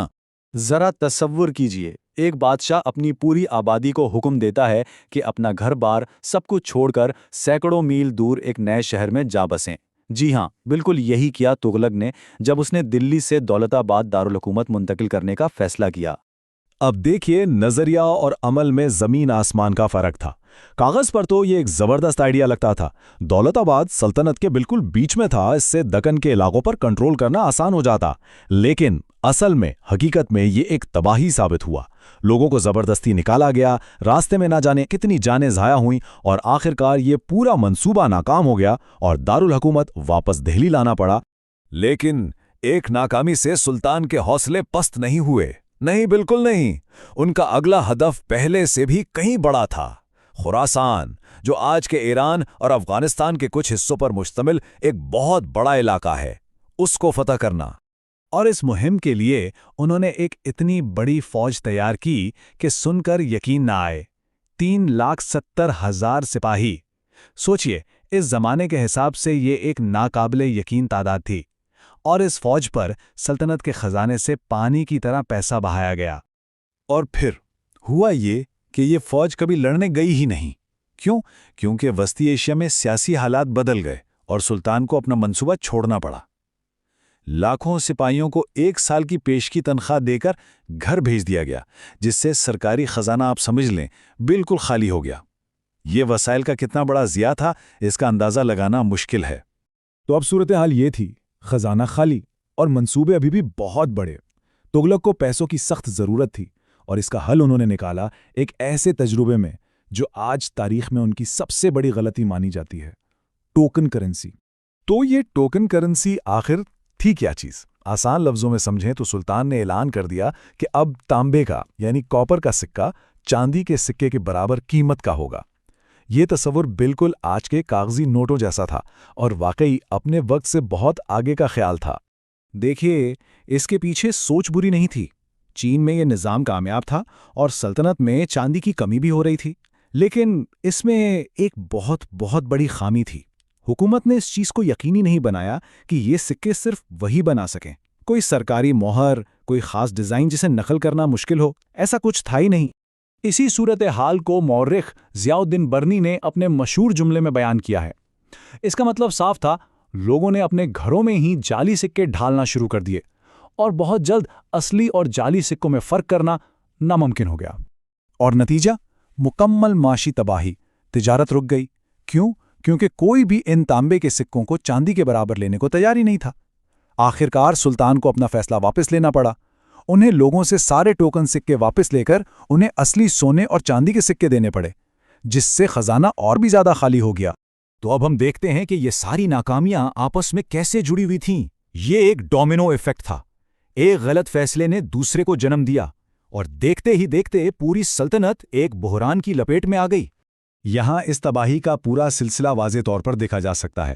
پہلے ناکام مہمات اور کرنسی کا خاتمہ، اس سے خزانہ خالی ہو گیا۔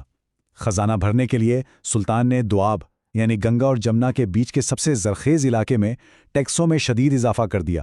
اس فیصلے سے کسان بغاوت پر اتر آئے، اور پھر یہ بغاوتیں پوری سلطنت میں پھیل گئیں۔ اور یہاں سب سے اہم نکتہ یہ ہے کہ ٹیکسوں میں یہ اضافہ ایک ایسے وقت میں کیا گیا جب اس علاقے میں پہلے ہی شدید قحط پڑا ہوا تھا۔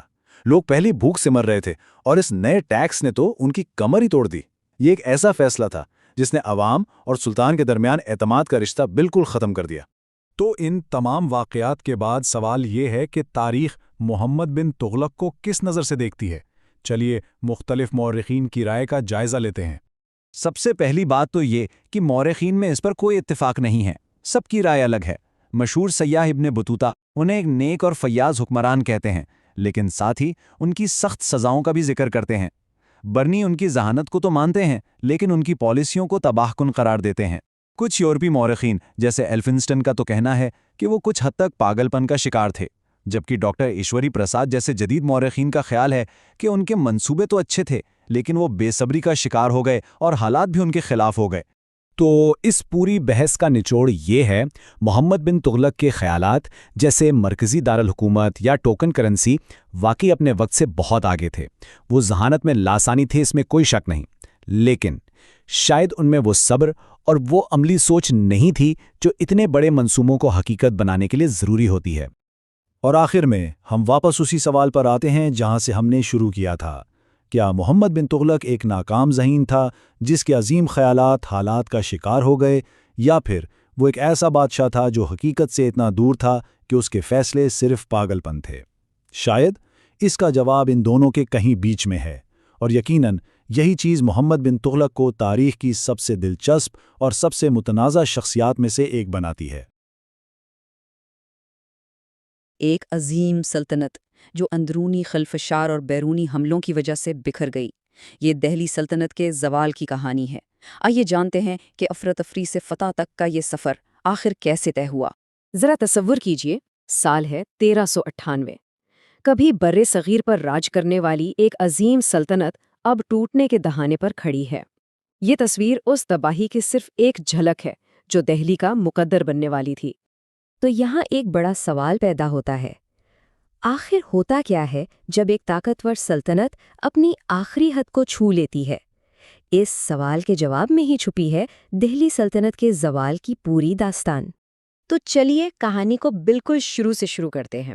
اس زوال کی جڑیں سلطنت کے اندر ہی تھیں، یعنی تغلق خاندان کے آخری کمزور دنوں میں۔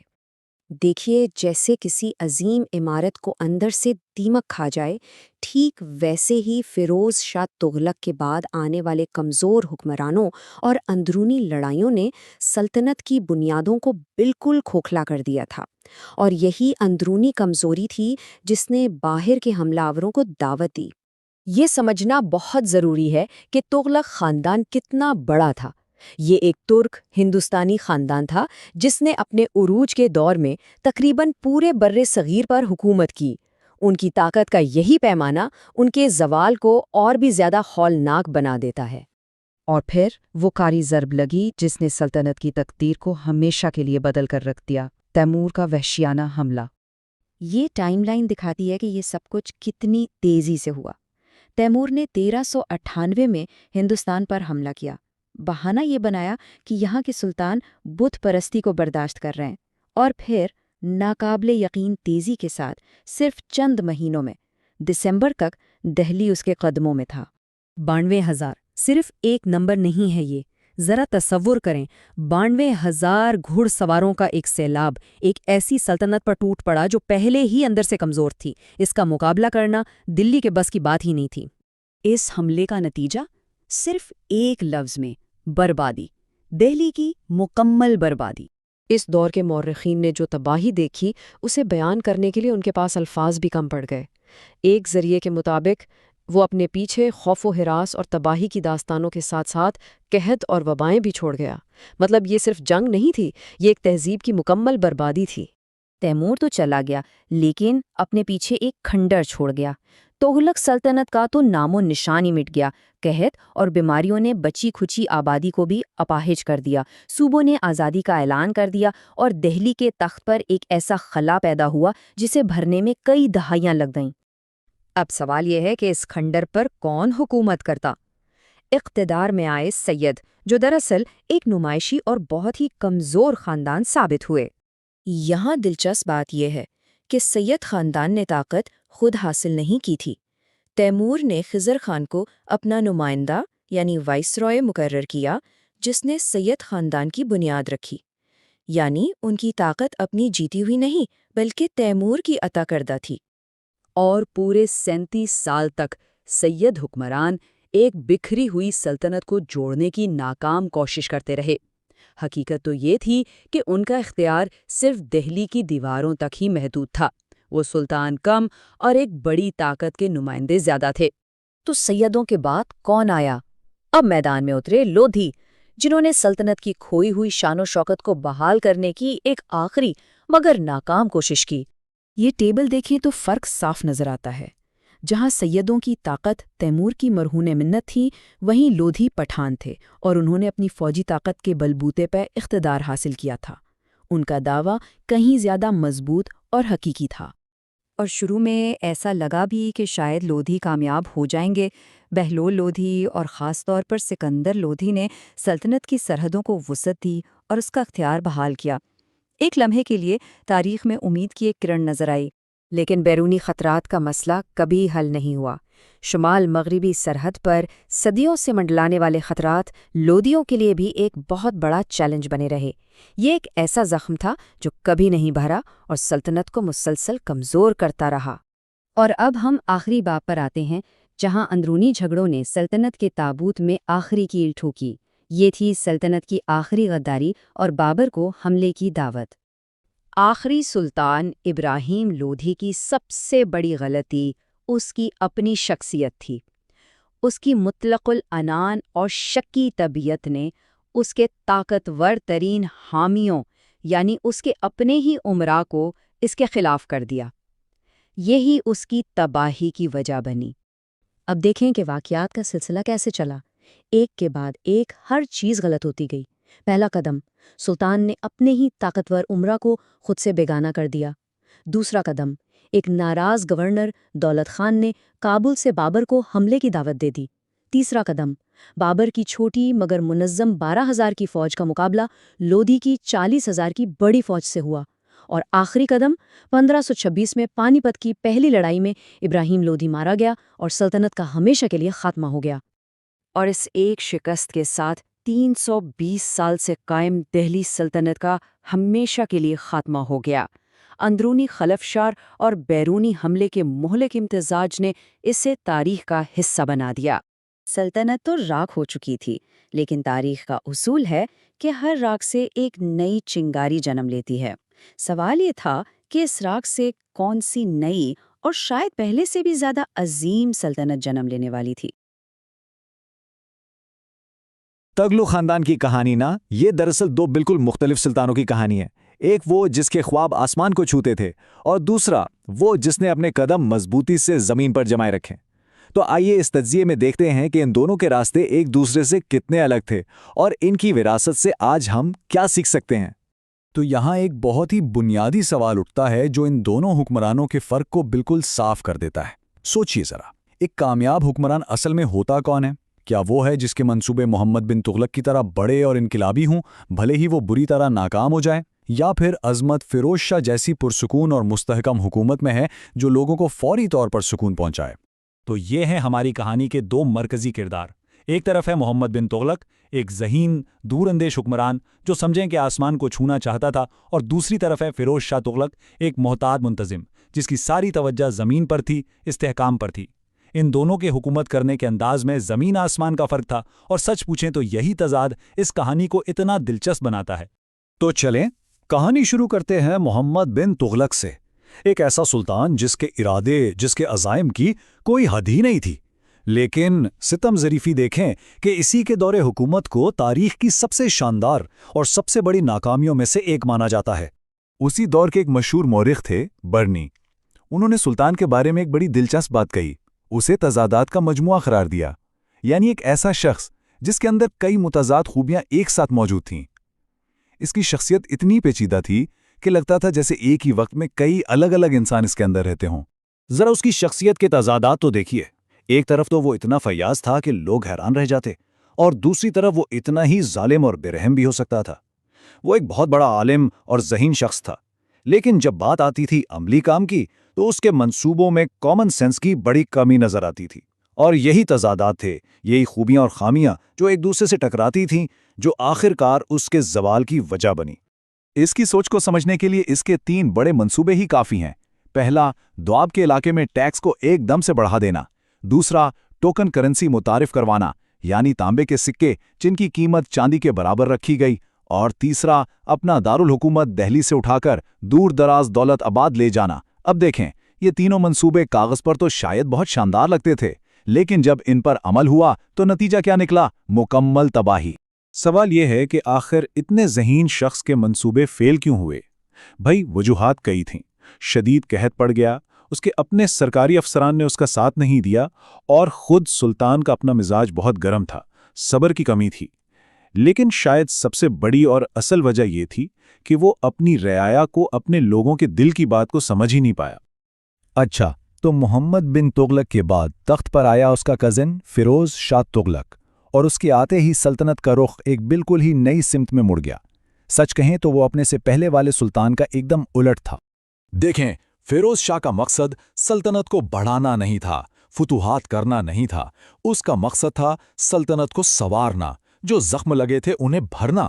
اس نے جنگوں سے بالکل منہ موڑ لیا اور اپنی پوری توجہ عوام کی بھلائی اور انتظامی اصلاحات پر لگا دی۔ اس کی میراث فتوحات میں نہیں بلکہ پتھر اور پانی میں نظر آتی ہے۔ اس نے نئے شہر بسائے، زراعت کو فروغ دینے کے لیے سینکڑوں نہریں کھدوائیں، اور ایسے عوامی ادارے بنائے جن سے لوگوں کو براہ راست فائدہ پہنچتا تھا۔ مطلب اس کی ساری توجہ تعمیر پر تھی، تباہی پر نہیں۔ اور اس کے کارناموں کی فہرست واقعی بہت لمبی ہے۔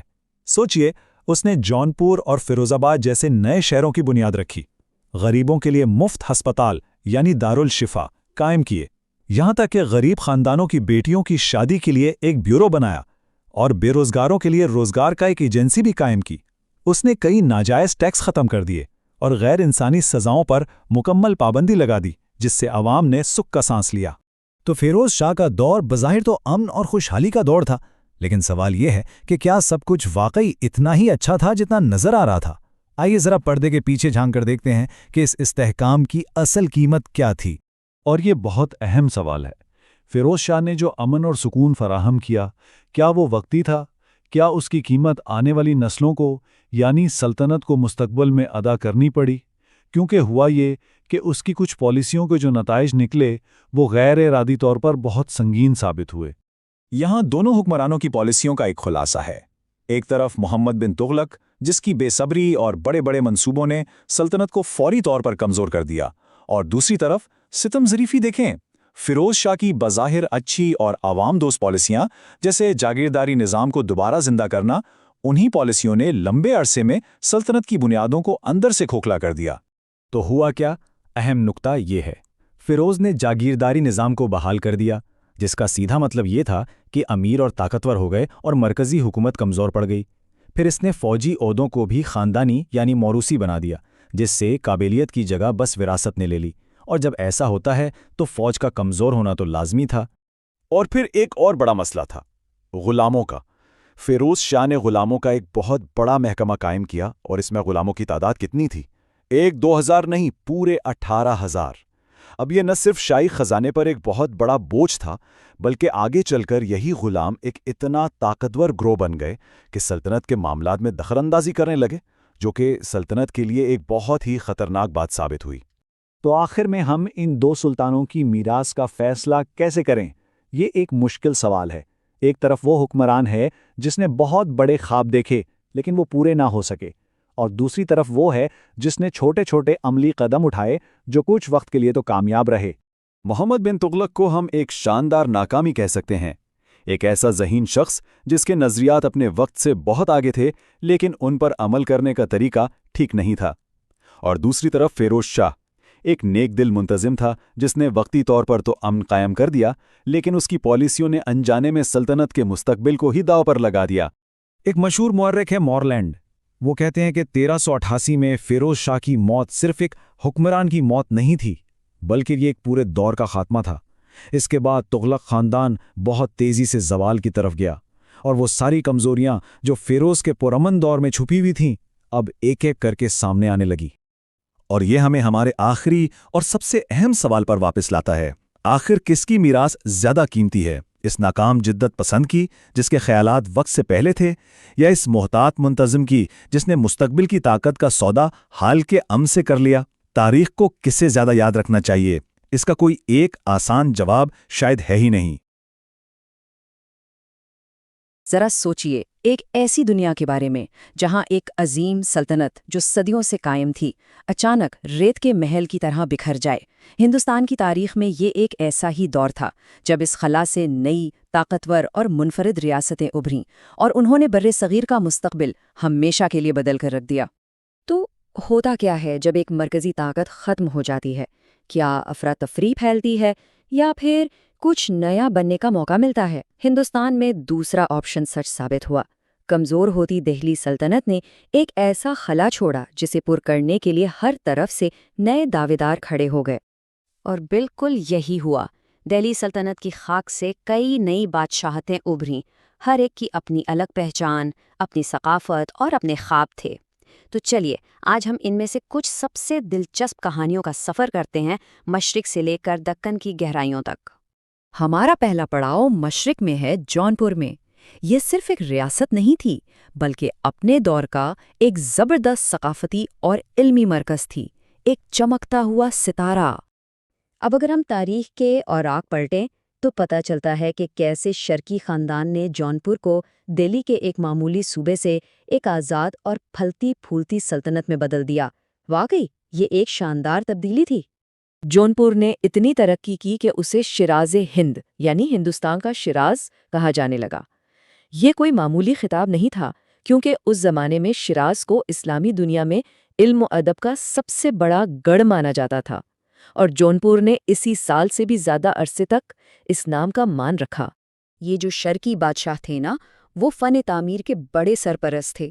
انہوں نے اٹالہ دیوی مسجد جیسی شاندار عمارتیں بنوائیں جو آج بھی جونپور کے منفرد طرز تعمیر کی گواہی دیتی ہیں۔ یہ صرف عمارتیں نہیں، یہ ایک پوری تہذیب کا عکس ہیں۔ اچھا، تو مشرق کی اس ثقافتی روشنی سے اب ہم وسطی ہندوستان کے میدانوں کا رخ کرتے ہیں، جہاں دو طاقتور حریف مالوا اور گجرات ایک دوسرے کے آمنے سامنے کھڑے تھے۔ یہاں کی کہانی بالکل الگ ہے۔ تاریخ ہمیں بتاتی ہے کہ یہ دونوں ریاستیں دہلی سلطنت سے آزاد تو ہوئیں، لیکن ان کی منزلیں ایک دوسرے سے بالکل مختلف تھیں۔ ایک نے تلوار کا راستہ چنا تو دوسری نے تجارت اور تعمیر کا۔ یہاں ایک زبردست تضاد دیکھنے کو ملتا ہے۔ ایک طرف تھا مالوا، جنگجوؤں کی سرزمین، جس کی قیادت محمود خان جیسے حکمران کر رہے تھے، جو ہمیشہ اپنے پڑوسیوں سے برتری کی جنگ میں لگے رہتے۔ اور دوسری طرف تھا گجرات، معماروں اور تاجروں کی ریاست، جس کے بانی احمد شاہ نے احمد آباد جیسا عظیم شہر بسایا۔ چلیے اب شمال کی برف پوش وادیوں کا رخ کرتے ہیں، کشمیر کی طرف۔ یہاں ہمیں ایک ایسا بادشاہ ملتا ہے جس کی روشن خیالی اور انصاف پسندی کی کہانیاں آج بھی زندہ ہیں۔ کشمیر کی تاریخ میں حکمران تو بہت آئے، لیکن ایک نام ایسا ہے جو ستاروں کی طرح چمکتا ہے: زین العابدین۔ زین العابدین کو ان کی پالیسیوں کی وجہ سے کشمیر کا اکبر کہا جاتا تھا۔ کیوں؟ کیونکہ وہ اپنے وقت سے بہت آگے تھے۔ تاریخی دستاویزات کے مطابق وہ دوسرے مذاہب کے لیے غیر معمولی طور پر روادار تھے، جو اس دور میں ایک نایاب بات تھی۔ اور یہ صرف کھوکھلی باتیں نہیں تھیں۔ سوچئے، انہوں نے جزیہ جیسا متنازع ٹیکس ختم کیا، جلاوطن ہندوؤں کو عزت کے ساتھ واپس بلایا، کسانوں پر ٹیکس کا بوجھ کم کیا اور سنسکرت جیسی زبانوں کی سرپرستی کی۔ یہاں تک کہ مہابھارت جیسے عظیم مہاکاویہ کا فارسی میں ترجمہ کروایا۔ اس سے بہتر ثقافتی ہم آہنگی کی مثال اور کیا ہو سکتی ہے؟ اب ہمارا سفر ہے دکن کی وسیع سطح مرتفع کی طرف، جہاں اس دور کی سب سے بڑی اور طاقتور ریاست نے جنم لیا: بہمنی سلطنت۔ ایک ایسی فوجی اور انتظامی طاقت تھی جس کا لوہا پورا ہندوستان مانتا تھا۔ تاریخ ہمیں بتاتی ہے کہ بہمنی سلطنت کی اصل طاقت صرف ان کی فوج نہیں تھی، بلکہ ان کا ایک بہت ہی منظم انتظامی ڈھانچہ بھی تھا۔ لیکن ہر بڑی کہانی کی طرح اس کہانی میں بھی ایک مرکزی کردار ہے جس کے بغیر یہ ادھوری ہے: محمود گاوان۔ وہ ایک ذہین وزیر اعظم تھے جنہوں نے ریاست کو بلندیوں تک پہنچایا، مگر افسوس کبھی کبھی سب سے بڑی کامیابی ہی سب سے بڑے زوال کا سبب بن جاتی ہے۔ ان کا زوال ایک بہت ہی افسوسناک کہانی ہے۔ ہوا یہ کہ گاوان کی اصلاحات نے ریاست کو تو مضبوط کیا، لیکن پرانے امراء کی طاقت کو چیلنج کر دیا۔ حسد کی آگ میں جلتے درباریوں نے ایک سازش کی، ایک جعلی خط بنایا اور ان پر غداری کا الزام لگا دیا۔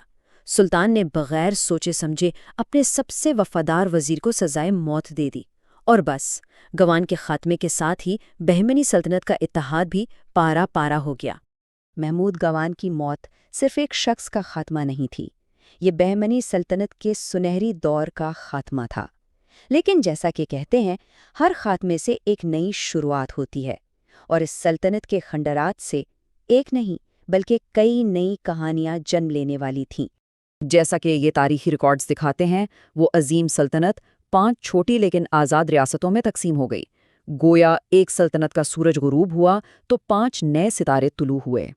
اور یہ تھیں دکن کی وہ 5 سلطنتیں جنہوں نے اگلے کئی 100 سال تک ہندوستان کی سیاست پر گہرے اثرات ڈالے: احمد نگر کی نظام شاہی، بیجاپور کی عادل شاہی، برار کی اماد شاہی، گولکنڈہ کی قطب شاہی اور بیدر کی برید شاہی۔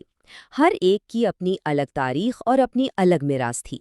تو اس سب سے ہم کیا سیکھتے ہیں؟ یہی کہ یہ ٹوٹ پھوٹ کا دور اصل میں زوال کا نہیں بلکہ تخلیق کا دور تھا۔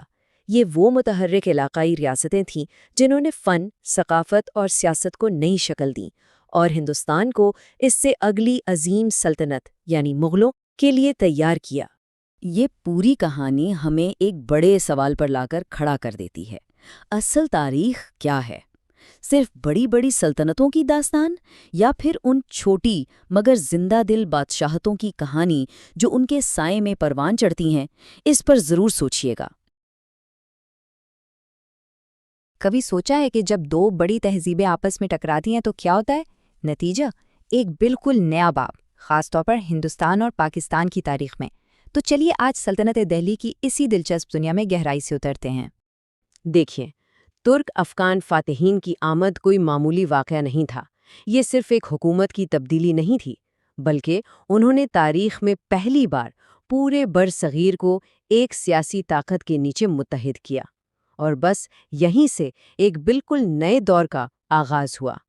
اور جب ایسا ہوتا ہے نا، تو ایک زنجیری رد عمل شروع ہو جاتا ہے، ایک ایسا ری ایکشن جس نے یہاں سب کچھ بدل دیا۔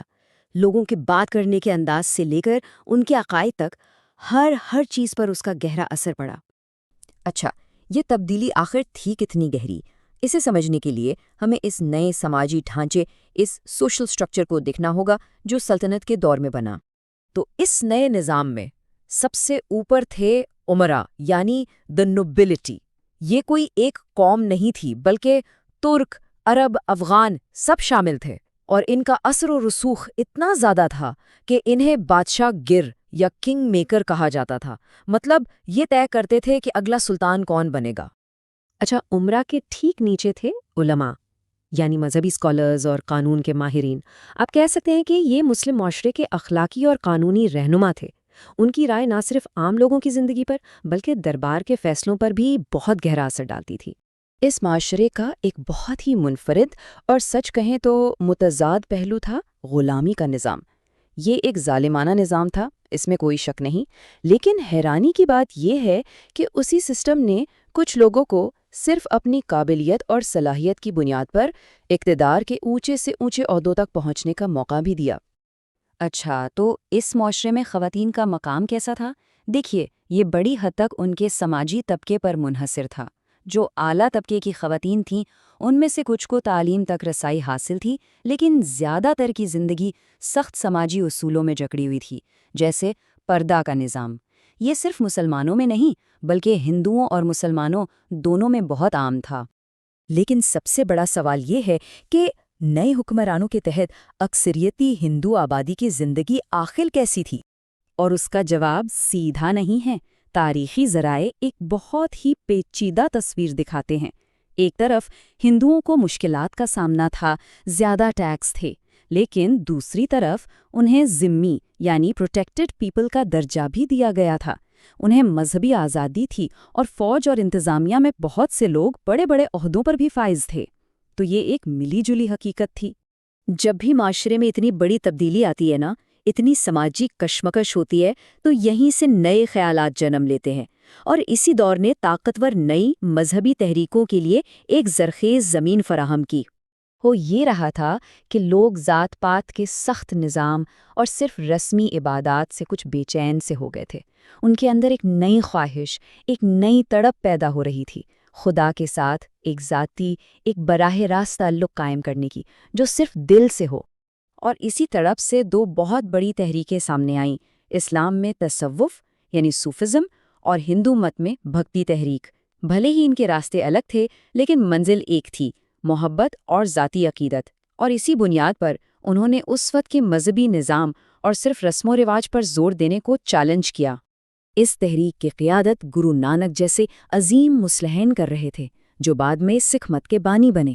انہوں نے اس وقت کے سماجی اور مذہبی ڈھانچے پر کھل کر تنقید کی اور ایک بہت بڑی کوشش کی اسلام اور ہندو مت کے درمیان ایک پل بنانے کی۔ اچھا، ان کی کامیابی کا سب سے بڑا راز کیا تھا؟ وہ یہ تھا کہ یہ مصلحین جیسے کبیر، پنڈتوں یا مولویوں کی مشکل زبان میں بات نہیں کرتے تھے، وہ عوام کی اپنی زبان میں بات کرتے تھے، اور اسی وجہ سے ان کا مساوات اور محبت کا پیغام جنگل کی آگ کی طرح ہر طرف پھیل گیا۔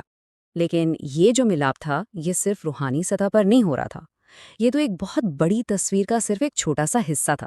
جب دو ثقافتیں صدیوں تک ساتھ رہتی ہیں تو ایک بالکل نیا مشترکہ کلچر جنم لیتا ہے۔ اس کی سب سے زبردست مثال اردو زبان کی پیدائش۔ ذرا سوچیں، فاتحین ترکی اور فارسی بول رہے ہیں، مقامی لوگ ہندی، اب بات چیت کیسے ہو؟ اسی ضرورت کے تحت ایک نئی زبان نے جنم لیا جس میں دونوں جہانوں کی خوبصورتی شامل تھی۔ اور یہ ملاپ صرف زبان تک ہی نہیں رکا، اس نے تو زندگی کے ہر شعبے کو چھوا۔ فن اور فن تعمیر میں ایک نیا ہند اسلامی سٹائل نظر آنے لگا، موسیقی میں نئے رنگ آئے، اور یہاں تک کہ لوگوں کے روزمرہ کے رسم و رواج اور تہواروں میں بھی ایک دوسرے کا اثر نظر آنے لگا۔ تو آخر میں تاریخ کے اس 500 سال لمبے باب سے ہم کیا سیکھتے ہیں؟ اس کا حاصل کیا ہے؟ یہی کہ سلطنت کا دور صرف جنگ اور فتح کی کہانی نہیں ہے، یہ تصادم اور پھر ملاپ کی کہانی ہے۔ ایک ایسا دور جو شاید تنازع سے شروع ہوا لیکن اس کا نتیجہ ایک ایسے گہرے ثقافتی امتزاج کی صورت میں نکلا جس نے اس پورے خطے کی پہچان کو ہمیشہ کے لیے بدل کر رکھ دیا۔ اور اس دور کی وراثت آج بھی ہمارے ارد گرد زندہ ہے۔ یہ آج کے ہندوستان اور پاکستان کی ثقافت، زبانوں اور معاشرت میں گہرائی تک موجود ہے۔ یہ ہمیں یاد دلاتی ہے کہ کیسے کبھی کبھی تصادم سے بھی کوئی خوبصورت، بالکل نئی اور پائیدار چیز جنم لے سکتی ہے۔ کبھی سوچا ہے کہ جب دو بڑی تہذیبیں آپس میں ملتی ہیں تو کیا ہوتا ہے؟ یہ بالکل اسی طرح ہے جیسے دو دریا مل کر ایک نیا بڑا دریا بنا دیتے ہیں۔ آج ہم برصغیر کی تاریخ کے ایک ایسے ہی دلچسپ دور کی بات کریں گے، یعنی ہند مسلم ثقافت کے عروج کی۔ یہ ایک ایسی کہانی ہے جہاں فن تعمیر اور ادب نے مل کر ایک بالکل نئی منفرد شناخت کو جنم دیا، جس کے اثرات آج بھی ہماری دنیا میں نظر آتے ہیں۔ اس پورے موضوع کو سمجھنے کے لیے مورخ سر جان مارشل کی یہ بات بہت اہم ہے۔ وہ کہتے ہیں کہ یہ کوئی ایک طرز نہیں تھا جس نے دوسرے پر غلبہ پا لیا ہو، نہیں، بالکل نہیں، بلکہ یہ ایک حقیقی سنگم تھا، ایک ایسا ملاپ جس نے کچھ ایسا بنایا جو نہ تو خالصتاً اسلامی تھا اور نہ ہی خالصتاً ہندوستانی، بلکہ دونوں کا ایک خوبصورت امتزاج تھا۔ تو آج ہم کیا دیکھنے والے ہیں؟ سب سے پہلے ہم دیکھیں گے کہ فن تعمیر کی ایک بالکل نئی زبان کیسے پیدا ہوئی، پھر ہم دہلی چلیں گے اور دیکھیں گے کہ وہاں یہ سٹائل کیسے ابھرا اور پھر یہ پورے برصغیر میں کیسے پھیلا اور بدلا۔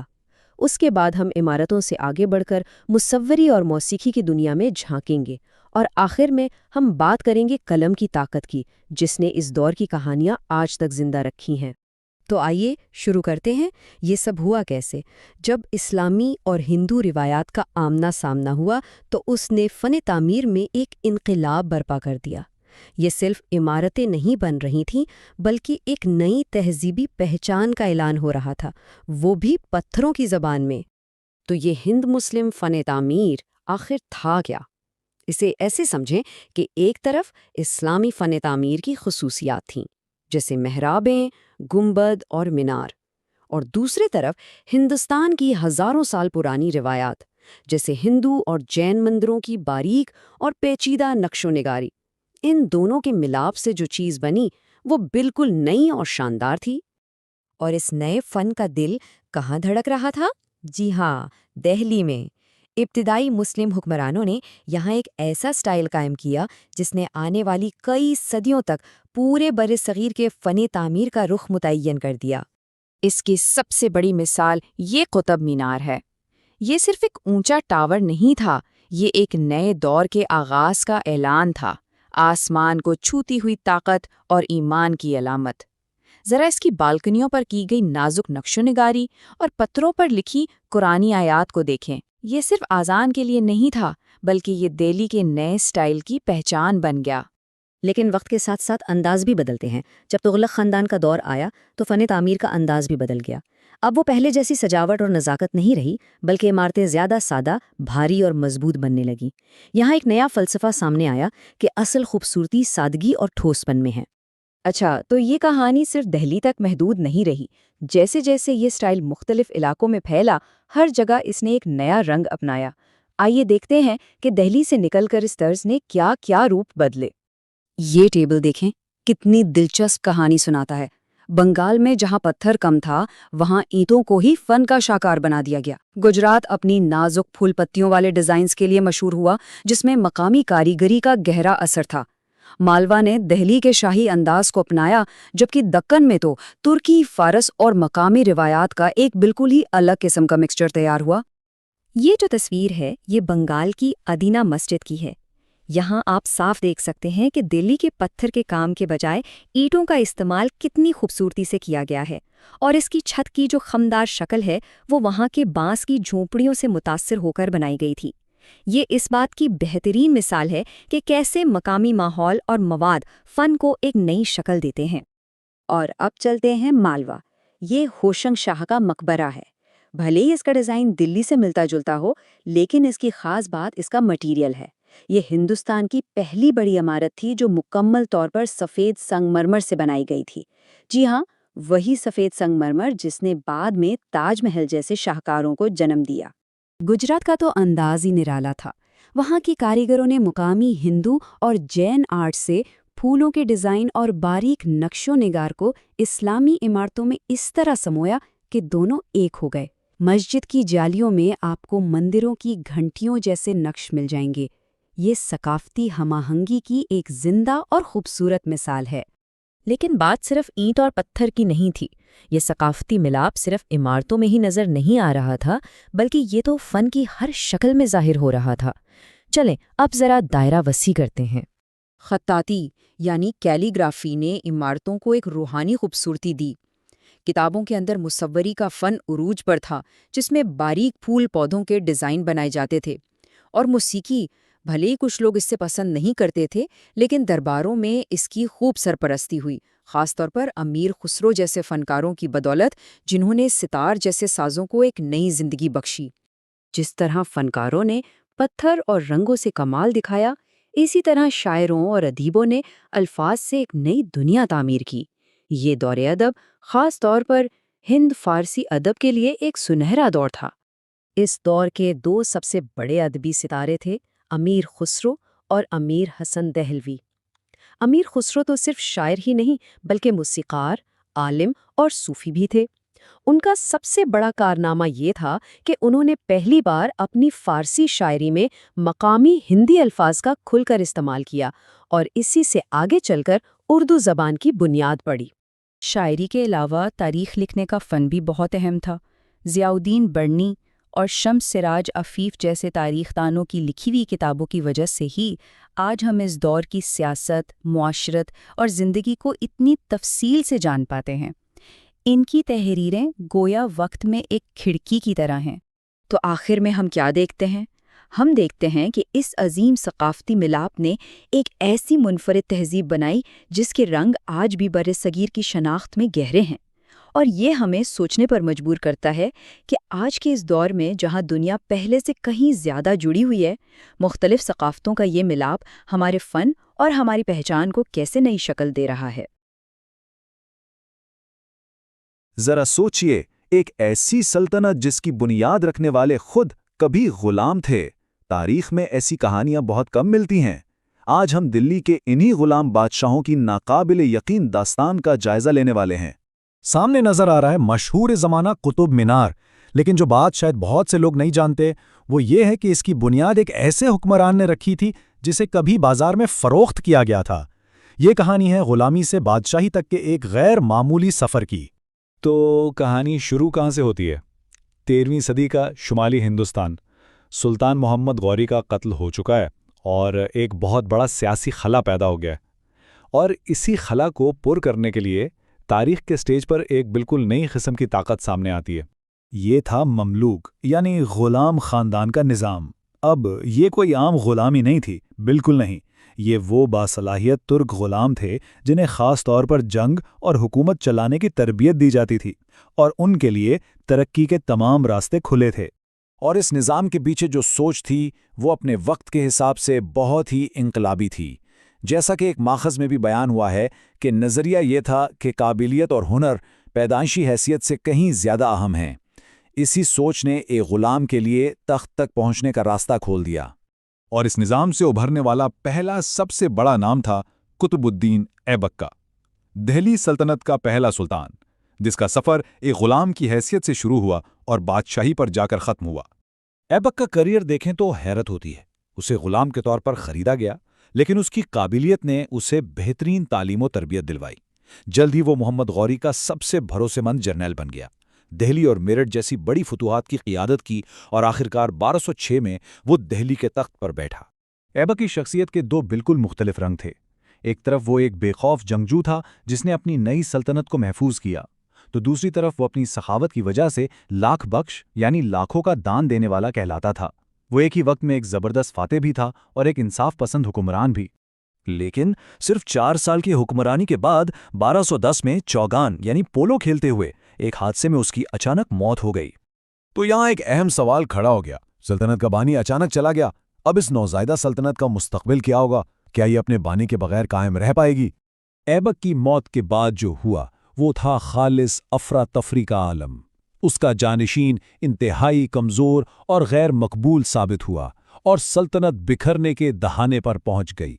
صورتحال بہت زیادہ خراب تھی۔ سلطنت کو اندرونی اور بیرونی ہر طرف سے خطرات نے گھیر لیا تھا۔ ایبک کا بیٹا آرام شاہ بالکل نااہل تھا، جس کی وجہ سے سندھ اور بنگال میں گورنروں نے خود مختاری کا اعلان کر دیا۔ دوسرے دشمن بھی سر اٹھا رہے تھے، لگ رہا تھا کہ سلطنت ٹکڑے ٹکڑے ہو جائے گی۔ ایسے میں جب سب کچھ بکھر رہا تھا، سلطنت کے عمراء نے ایک شخص کو چنا جو ایبک کی طرح ہی ایک غلام سے ترقی کر کے یہاں تک پہنچا تھا۔ اس کا نام تھا شمس الدین التمش۔ التمش کے لیے یہ تخت پھولوں کی سیج نہیں تھا، یہ تو ہر محاذ پر سلطنت کو بچانے کی ایک مایوس کن جنگ تھی۔ تخت سنبھالتے ہی ایک کے بعد ایک چیلنج کا سامنا کیا۔ پہلے تو اس نے اپنے سب سے بڑے حریف یلدوز کو شکست دی، پھر اسے سرحد پر چنگیز خان کی قیادت میں منگولوں کے طوفان کا سامنا کرنا پڑا، اور آخرکار اس نے اپنے آخری بڑے حریف قباچا کو بھی ختم کر کے سلطنت کو محفوظ کر لیا۔ اور منگولوں کے معاملے میں اس کی ذہانت کمال کی تھی۔ جب خوارزم شاہ نے چنگیز خان سے بھاگ کر ہندوستان میں پناہ مانگی تو التمش نے بڑی سمجھداری سے انکار کر دیا۔ یہ ایک چھوٹا سا فیصلہ نہیں تھا، اس ایک فیصلے نے منگولوں کے غضب کا رخ ہندوستان سے موڑ دیا اور سلطنت کو یقینی تباہی سے بچا لیا۔ دشمنوں کو شکست دینا ایک بات تھی، لیکن اب التمش کا اصل کام شروع ہونا تھا۔ یہ کام صرف جنگ جیتنے کا نہیں، بلکہ ایک مستحکم پائیدار ریاست بنانے کا تھا۔ اور اسی وجہ سے بہت سے مورخین کا یہ ماننا ہے کہ بھلے ہی سلطنت کی بنیاد ایبک نے رکھی تھی، لیکن اس کا حقیقی بانی التمش تھا، کیونکہ اسی نے بکھری ہوئی ریاستوں کو جوڑ کر ایک مضبوط سلطنت کی شکل دی۔ وہ اصل معمار تھا۔ تو اس نے کیا کیا؟ اس نے ایک مرکزی انتظامیہ بنائی، فوج کو دوبارہ منظم کیا، اپنا چاندی کا سکہ یعنی ٹنکا جاری کیا، اور سب سے اہم، تجارت کے لیے راستوں کو محفوظ بنایا۔ یہ وہ اقدامات تھے جنہوں نے سلطنت کو وہ مضبوط بنیادیں دیں جن پر وہ صدیوں تک قائم رہی۔ اور یہاں کہانی واپس اسی مینار پر آ جاتی ہے جہاں سے ہم نے شروع کیا تھا، قطب مینار، جسے ایبک نے شروع تو کیا تھا لیکن اسے مکمل کروایا التمش نے۔ تو یہ عمارت صرف ایک مینار نہیں، بلکہ سلطنت کو جوڑنے اور اسے مستحکم کرنے کے اس کے کام کی ایک زندہ علامت ہے۔ اپنی زندگی کے آخر میں التمش نے ایک ایسا قدم اٹھایا جس کی شاید کسی کو توقع نہیں تھی، ایک ایسا فیصلہ جو جانشینی کے بارے میں تھا اور جو اپنے وقت سے بہت آگے تھا۔ اس نے اپنے نااہل بیٹوں کو نظر انداز کرتے ہوئے اپنی بیٹی رضیہ کو اپنا جانشین نامزد کر دیا، اور جب اس پر سوال اٹھایا گیا تو اس کا جواب صاف تھا کہ اس کے بیٹے اس قابل نہیں، لیکن رضیہ میں ایک بادشاہ بننے کی تمام صلاحیتیں موجود ہیں۔ یہ اس کی دور اندیشی کا ثبوت تھا۔ لیکن یہ فیصلہ اپنے پیچھے ایک بہت بڑا سوال چھوڑ گیا۔ ایک ایسی سلطنت میں جس کی بنیاد تلواروں پر رکھی گئی تھی، جسے مرد جنگجو چلاتے تھے، وہاں ایک ملکہ کی حکمرانی کا کیا انجام ہوگا؟ یہ کہانی کا ایک بالکل نیا اور غیر یقینی باب تھا جس کا آغاز ہونے والا تھا۔ جب بھی ہم ہندوستان کی تاریخ کی بات کرتے ہیں تو ذہن میں بڑی بڑی سلطنتوں کے نام آتے ہیں، لیکن ان عظیم سلطنتوں کے درمیان ایک ایسا بھی دور گزرا ہے جسے اکثر نظر انداز کر دیا جاتا ہے۔ یہ کہانی ہے ان چھوٹی، آزاد علاقائی ریاستوں کی جنہوں نے خاموشی سے برصغیر کی تاریخ پر گہرے نقش چھوڑے۔ تو آج کے اس سفر میں ہم کہاں کہاں جائیں گے؟ سب سے پہلے دیکھیں گے کہ ایک عظیم سلطنت کے بکھرنے سے کیا ہوتا ہے، پھر مشرق میں جونپور چلیں گے جسے ہندوستان کا شیراز کہا جاتا تھا، وہاں سے مغرب کا رخ کریں گے، گجرات اور مالوا کی طرف، پھر شمال میں کشمیر کے ایک روشن خیال حکمران کی بات کریں گے، اور آخر میں جنوب کی سب سے طاقتور بہمنی سلطنت کے عروج اور المناک زوال کی داستان سنیں گے۔ تو چلیں اپنی کہانی وہیں سے شروع کرتے ہیں جہاں ایک بڑی سلطنت کا سورج غروب ہو رہا تھا۔ یہ ایک بہت اہم سوال ہے۔ جب کوئی مرکزی طاقت کمزور پڑتی ہے، جب ایک بڑی سلطنت ٹوٹتی ہے تو کیا ہوتا ہے؟ کیا ہر طرف افراتفری پھیل جاتی ہے، ایک خلا پیدا ہو جاتا ہے، یا پھر اس کے ملبے سے کچھ نیا جنم لیتا ہے؟ اور جواب یہ ہے کہ ہاں، کچھ نیا جنم لیتا ہے۔ دہلی سلطنت کا زوال کوئی تاریخ دور نہیں لایا، بلکہ یہ تو ایک ایسے دور کا آغاز تھا جہاں پورے برِ صغیر میں کئی آزاد ریاستیں ابھریں، اور ہر ایک نے اپنی ثقافت، اپنے فن اور اپنی سیاست کو پروان چڑھایا۔ تو آئیے اپنے سفر کا پہلا پڑاؤ مشرق میں ڈالتے ہیں، جونپور کی سلطنت میں، ایک ایسی ریاست جو تھی تو مختصر عرصے کے لیے، لیکن اپنے دور میں ثقافت کا ایک بہت بڑا مرکز بن گئی۔ جونپور کی کہانی بڑی دلچسپ ہے۔ 1360 میں فیروز شاہ تغلق نے اس کی بنیاد تو رکھی، لیکن صرف 34 سال بعد 1394 میں خواجہ جہاں نے اس کی آزادی کا اعلان کر دیا۔